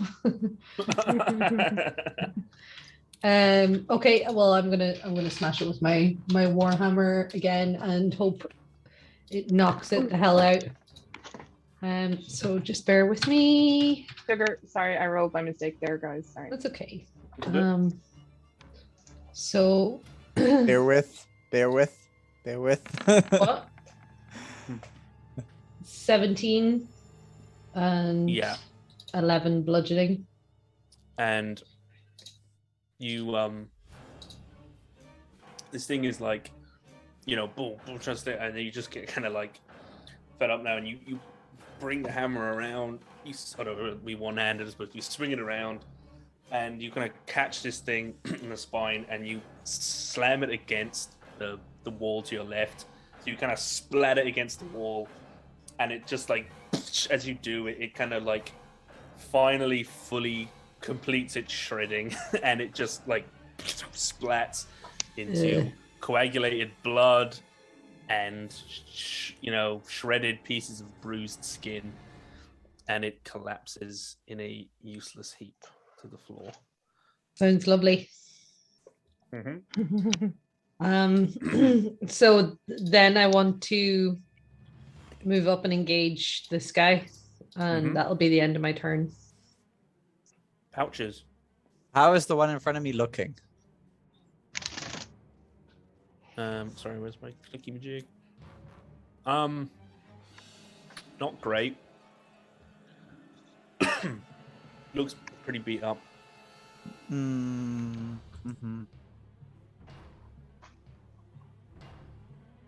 Pieces of it have fallen off. Fuck it, I'm gonna go for it. I'm gonna go magic missile level 2. Okay. Don't know how many it rolled. 3, 5, 17 points of damage. So these 3 pouches just pulls back. There's a gesture, points, and then just from 3 fingers, the 3 4 darts of magical force go out, and it's like one. He aims for the joints, where there were joints, so where there would have been shoulders and hips, and it just and pokes through like Swiss cheese and then severs the little strands, and it just falls into 5 component parts and is no more. And